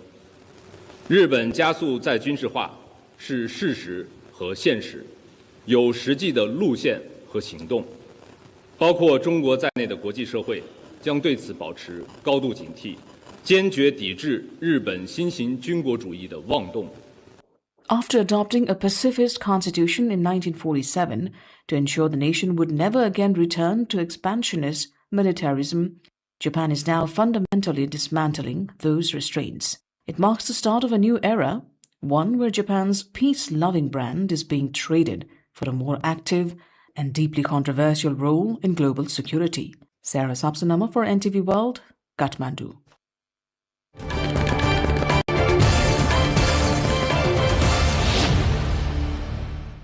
And that is it for the cover story. Moving on, the government's 15-day ultimatum to enforce mandatory maximum retail price MRP rules has backfired, triggering a wave of market irregularities as traders scramble to meet the April 28th deadline by self-labeling goods with arbitrary stickers that lack essential production and expiry details. We have a report. As per the Consumer Protection Act of 2018, only producers and importers are legally authorized to set the maximum retail price MRP of a product. However, the market reality is shifting toward chaos. Fearing the government's recent mandate for mandatory MRP, many wholesalers and retailers have started assigning and labeling prices themselves. To deceive both consumers and authorities, stickers are being hastily slapped onto products, often missing crucial details like production or expiry dates. यो विषयमा बजारमा एकदम नै अन्यलता पनि छ। तपाईले भनेको विषय धेरै जसो आयातकर्ताहरू या रिटेलरहरू यही आएर पनि बुझ्न प्रयास गर्नु भएको छ। हामीले चाहिँ 15 दिनको समय दिँदाखेरि नेपाल समुद्र पार निकासी पैठारी संघ र अरु जुन पनि निजी क्षेत्रको छाता संगठनहरू छन् उहाँहरुसँग छलफल गरेर त्यो बिचमा कि हजुरले स्टक क्लियर गर्नु पर्यो नभएको खण्डमा सम्बन्धित इम्पोर्टर या फेरि उद्योगलाई सम्पर्क गरेर त्यहाँ चाहिँ लेबल लगाउनु पर्यो ऐन आएपछि नै एमआरपी उल्लेख नभएको सामग्रीहरू बिक्री वितरण गर्न नहुने कुरा हो ऐन आएको 7 वर्ष भइसक्यो त्यो सूचना पनि ऐन अनुसार नै हो त्यही भएर त्यसमा केही कन्फ्युजनका कुराहरू छैनन् बेच्न नपाइने कुरा त पहिलादेखि नै छ The panic among traders stems from a looming deadline. On April 13, the Department of Commerce issued a 15-day notice making MRP mandatory for all goods. With only 1 week remaining, traders are rushing to clear stocks, but many are confused about the fate of millions of rupees worth of inventory that currently lacks official labels. राख्ने अधिकार भनेको उत्पादक र आयातकर्तालाई मात्रै छ हैन तर अहिले बजारमा खरबौं रुपैयाँको सामानहरू एमआरपी हैन बिनाको चाहिँ प्रोडक्टहरू बजारमा छन् जबसम्म त्यो बजारमा भएका ती सामानहरू बिक्री वितरण गर्न सिद्धिँदैन तबसम्म चाहिँ एउटा रिटेल पसलमा आएर एमआरपी नभएको सामान बेच्न पाइदैन भनेर भन्दियो भने त त्यो त व्यवहारिक हुँदैन. This regulation is not new, but past governments failed to enforce it effectively. The current administration's crackdown aims to end illegal trade practices. Interestingly, the inventories now being declared by traders following government pressure are also exposing a deep-rooted culture of hoarding. The government's ambitious nomad visa program remains stuck in bureaucratic limbo as a lack of interministerial coordination and outdated labor laws leave foreign remote workers restricted to short-term tourist visas with no legal path for long-term residency. Here's a report. The concept of the digital nomad foreign nationals working for global companies while residing in Nepal was intended to be a cornerstone of Nepal's new economic strategy. The government's governance roadmap and the ruling party's manifesto explicitly promised legal and policy frameworks to attract these remote workers. However, the ground reality is a stark contrast as the very government agencies responsible for execution claim to be in the dark. The primary roadblock is the Labour Act of 2017. Currently, the law does not recognize individuals working from home as formal workers. To change this, Sections 10 and 11 of the Act require specific amendments to acknowledge employment without a local contract. Despite the urgency, officials at the Ministry of Labour and Employment have confirmed that no such legal process has even begun. Meanwhile, the Department of Immigration is attempting to take the lead by preparing to amend immigration regulations. However, they find themselves in a state of confusion regarding the criteria and duration for such visas, citing a lack of interest and input from the Ministry of Labour and the Ministry of Industry. भिसाका शर्तहरू कस्तो राखिदियो भने त्यो खास गरेर digital नोम्याड भिसाहरूलाई Pramodan गर्न सकिन्छ र स्टार्टअपहरुमा विदेशी लगानी पनि ल्याउन सकिन्छ भनेर हामीले राय मागेका थियौं. मलाई लाग्छ 4-5 महिना भयो सम्बन्धित मन्त्रालयहरूले हामीलाई यस्तो भिसाको व्यवस्था भयो भने सजिलो हुन्थ्यो भन्ने ओपिनियन दिनुभएको छैन. हामीले नम्बर अफ टाइम फलो गर्यौं तर सम्बन्धित मन्त्रालयबाट कुनै जवाफ र रेस्पोन्स हामीले पाएका छैनौं. Currently, remote workers are forced to stay on tourist visas which limit their stay to 90 days and prevent them from opening local bank accounts, making long-term residency impossible. As Nepal struggles with internal coordination, neighbors like Sri Lanka have already leapt ahead, implementing their own nomad visa provisions just 1 month ago. The 13th International Nepal Tattoo Convention transformed the city into a living canvas where ancient Himalayan traditions met bold, modern expression, bringing together over 250 international artists in a vibrant celebration of culture, creativity and connection. Suveksha Rajak reports. While the heritage of marking the skin dates back centuries in the Himalayas, its modern rebirth has reached a new peak. Today, we take a look back at the landmark 13th International Nepal Tattoo Convention held at the Heritage Garden in Sanepa. More than just a gathering of artists, this edition served as a definite turning point, proving that Kathmandu is no longer just a stop on a traveler's map. It is a global destination for world-class body art. For those who walked through the gates of Heritage Garden during the 13th edition, the atmosphere was a mix of a high-end art gallery and a spiritual gathering. Over 250 artists representing 25 nations converged here under the banner of Together for Art. Historically, tattooing in Nepal was often associated with specific ethnic identities, like the Newar and Tharu communities. However, this convention showcased a massive cultural shift. We saw traditional Lachhoigu patterns being reimagined by artists from Europe and the Americas, while Nepali artists showcased mastery in Western realism and surrealism. The competition was the heartbeat of the event. The awards this year highlighted a staggering level of technical growth in categories like Best of Day and Large Black and Grey. The winners were characterized by clean lines and deep symbolic storytelling. The Best of Show honors went to a piece that many called a masterclass in fusion, merging ancient iconography with modern depth. But beyond the trophies, the real victory was the exchange of knowledge.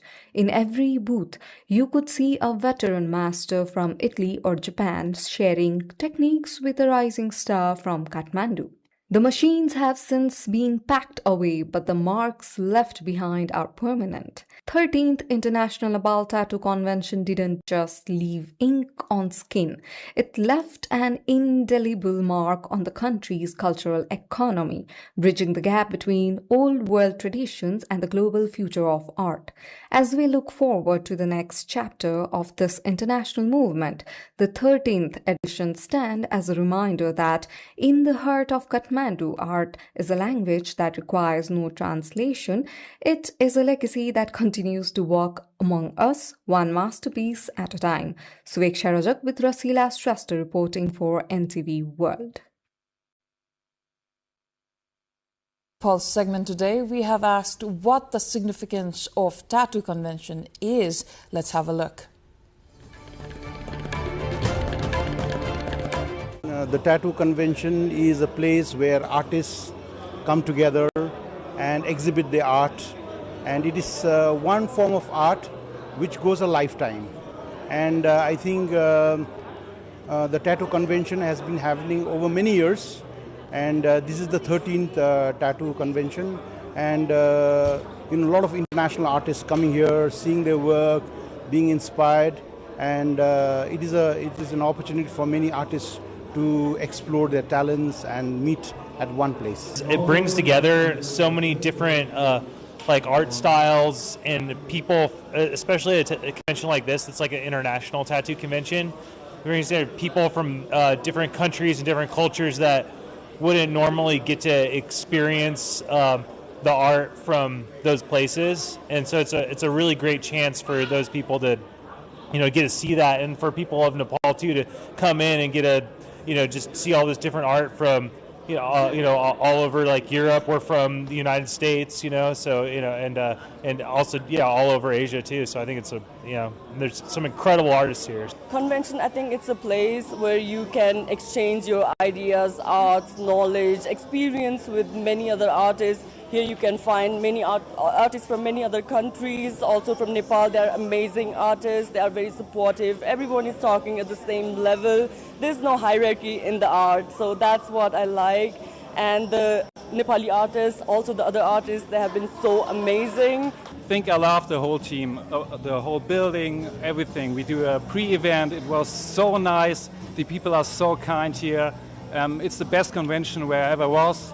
It's my first time here, and I will come back for sure. I think it's really important for artists to keep connecting all over the world. We all have a lot of talent, and the art of tattoo has so much history. It's really beautiful to share that history with different countries and see artists that are doing it the traditional way and to continue learning. I like to continue learning from artists, and sometimes that's just watching. So just broadening my horizons, continuing to get outside my comfort zone and learn from others.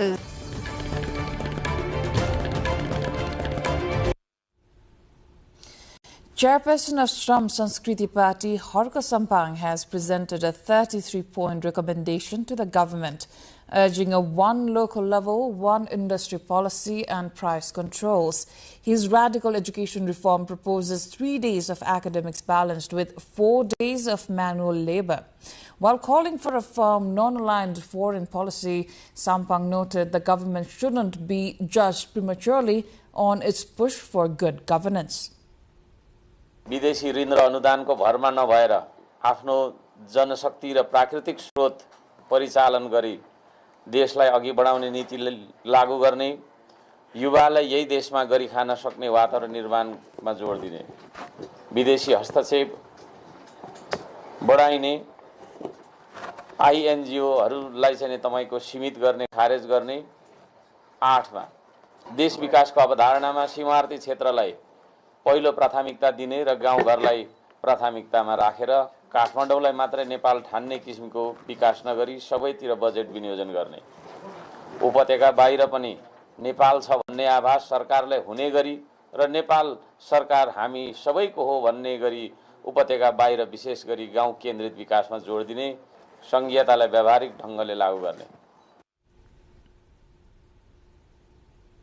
Finance Minister Dr. Swarnim Wagle and U.S. Assistant Secretary of State Samir Paul Kapoor met at Singapore today to discuss deepening economic ties and bilateral cooperation. The high-level discussions attended by officials from the U.S. Embassy and the Foreign Ministry centered on expanding mutual interests in trade and investment sectors. Assistant Secretary Kapoor also held a separate courtesy meeting with Foreign Minister Sisir Khanal, where both leaders reaffirmed their commitment to strengthening the long-standing relationship between Nepal and the United States. Notably, Kapoor's arrival marks the first visit by a high-ranking foreign diplomat since the formation of the new government under Prime Minister Balin Shah, signaling a significant moment in Nepal's current diplomatic landscape. Now, the chariot procession of Rata Machindranath, a deity of rain and prosperity, has officially begun in Lalitpur today. After being pulled from Pulchok to Gabahal, the chariot will move through Sundara and Lagankhel over the coming days. Known as Nepal's longest festival, it features unique traditions like the coconut dropping ceremony and the chariot being pulled by single women. The month-long event will conclude in Jaolakhel with the ceremonial display of the sacred photo. This ancient celebration unites the community through shared rituals and prayers for a successful harvest.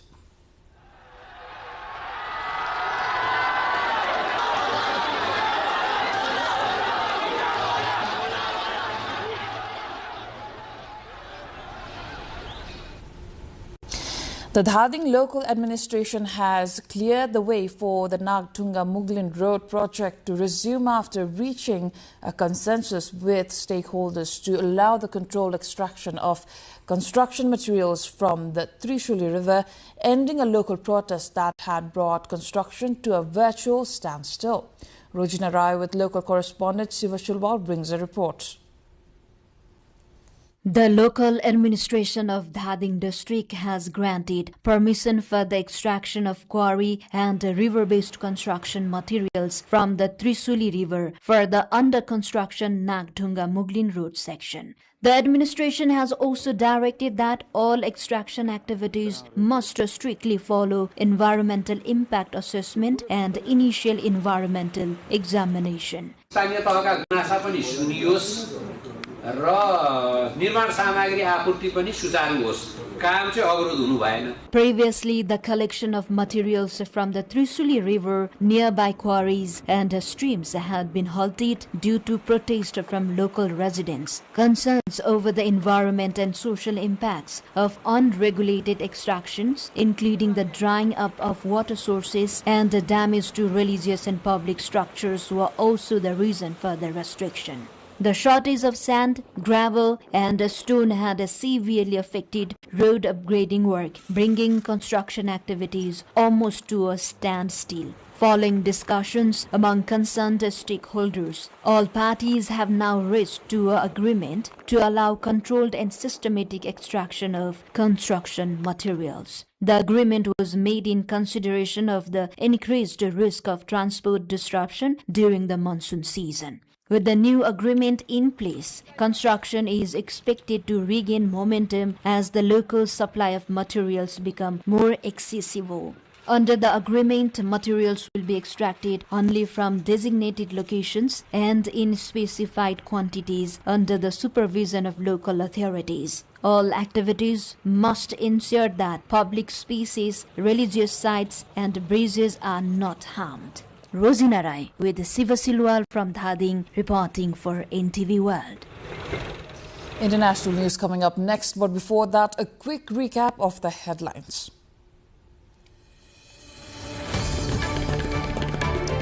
Delhi Rajacharya to head problematic cooperatives management committee. Government forms a committee to recommend chair of securities board. Prime Minister's office declares zero-file campaign a major success. Government to implement year-round fast-track decision-making processes.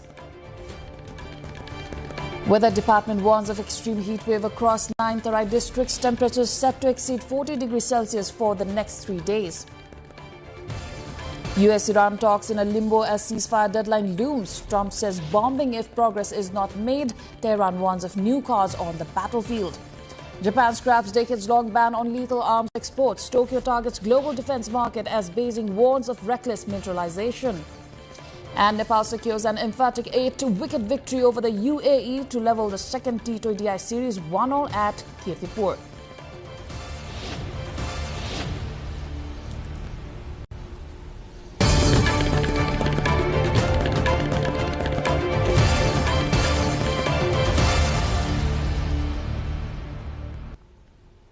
U.S. President Donald Trump touts the strong negotiation position of the United States as his envoys prepared for talks with Iran in Pakistan to end the Middle East conflict.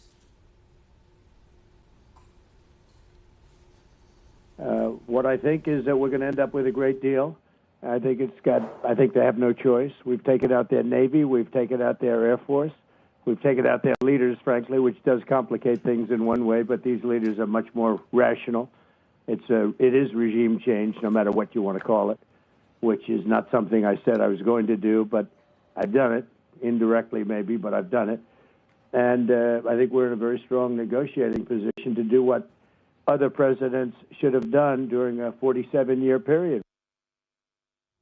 Ukrainian President Volodymyr Zelensky has publicly criticized U.S. envoys Steve Witkoff and Jared Kushner for their repeated visits to Moscow while failing to visit Kyiv, calling the oversight disrespectful.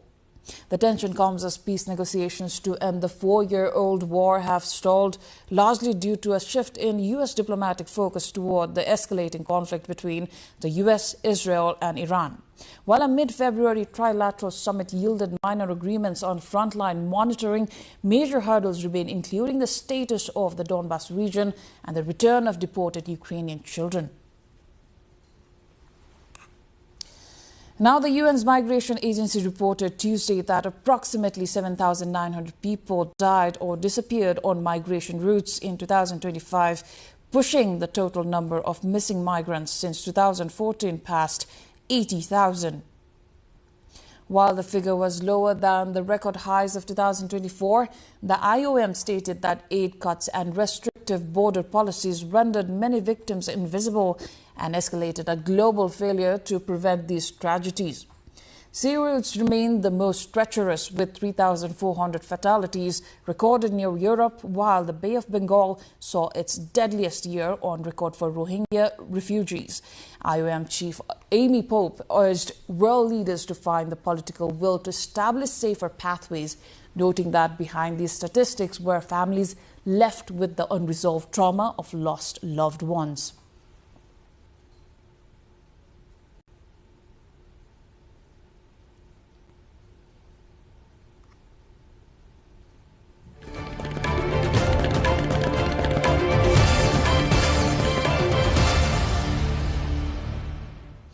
Time now for a business update after this short breather.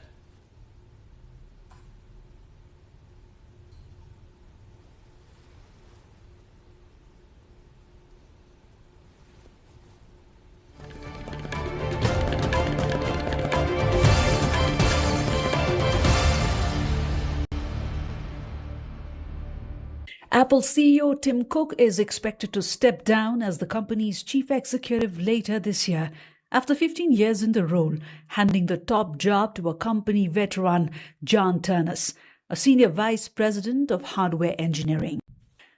The 65-year-old took over from co-founder Steve Jobs and is credited with significantly expanding Apple's product range and market value. Cook is set to leave the CEO position in September and transition to a role as executive board chairman. Cook is credited with expanding Apple's product line and ramping up the company's value to around $4 trillion based on current share prices. Cook's successor, John Ternus, has been with Apple since 2001 and has played a key role in the company's hardware development over 2 decades. The leadership change comes as Apple navigates rapid shifts in the technology sector driven by artificial intelligence.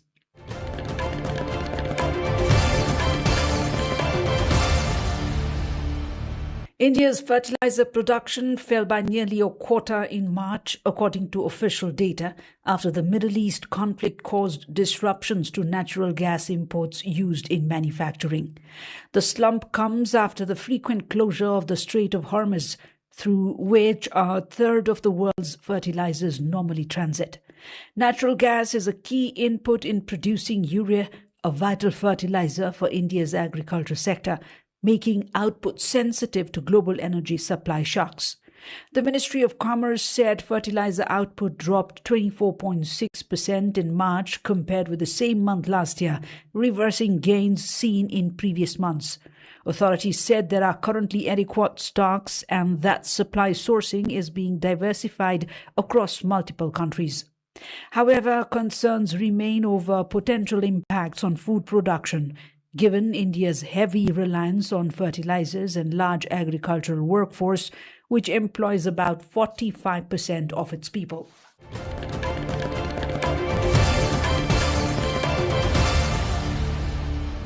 Vietnam is moving ahead with plans to develop a national carbon trading system as global carbon pricing expands. According to the World Bank, around 28% of global emissions are now covered by carbon pricing mechanisms. Globally, 80 carbon markets and carbon tax systems are currently in operation, with prices ranging widely from under $1 to nearly $160 per ton of CO2 equivalent. In Vietnam, a carbon trading platform is expected to be piloted from this year through 2028, with full implementation targeted for 2029. The system will allow companies to trade emission allowances and carbon credits, creating a market-based mechanism to control industrial emissions. So far, 110 companies have been allocated emission quotas, including firms in cement, steel, and thermal power sectors. Officials say businesses will need to build expertise in carbon accounting and management as emissions become a tradable economic asset.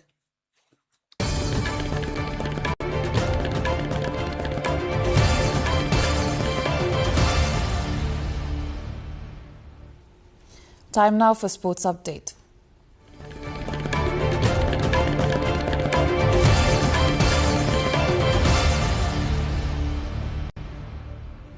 Following their shock home defeat to Lion League One leaders, PSG is back at the Parc des Princes tomorrow to take on relegation-threatened Nantes.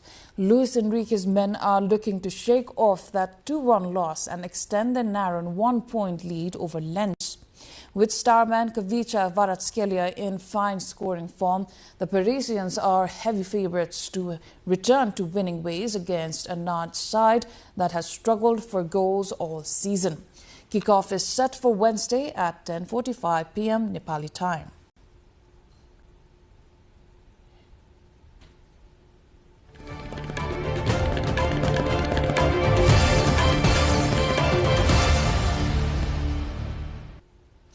Time now for the weather update, first from Nepal and then across the world.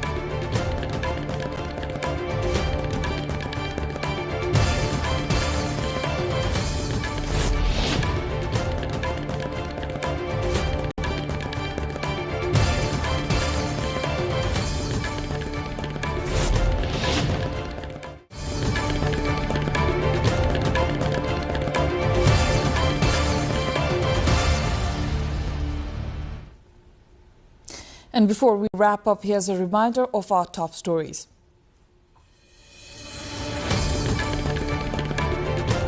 Dilli Rajacharya to head problematic cooperatives management committee. Government forms a committee to recommend chair of Securities Board. Prime Minister's office declares zero-file campaign a major success. Government to implement year-round fast-track decision-making processes. Weather Department warns of extreme heat wave across 9 Tarai districts. Temperatures set to exceed 40 degrees Celsius for the next 3 days.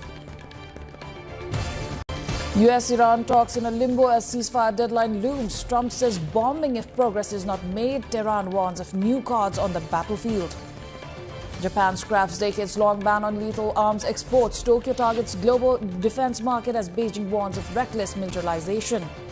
And Nepal secures an emphatic 8-wicket victory over the UAE to level the second T20I series 1-0 at Kirtipur.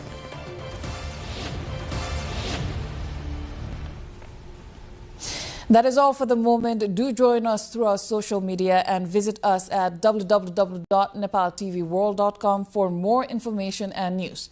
I am April Singh Lama. Thank you for staying with us. Good night.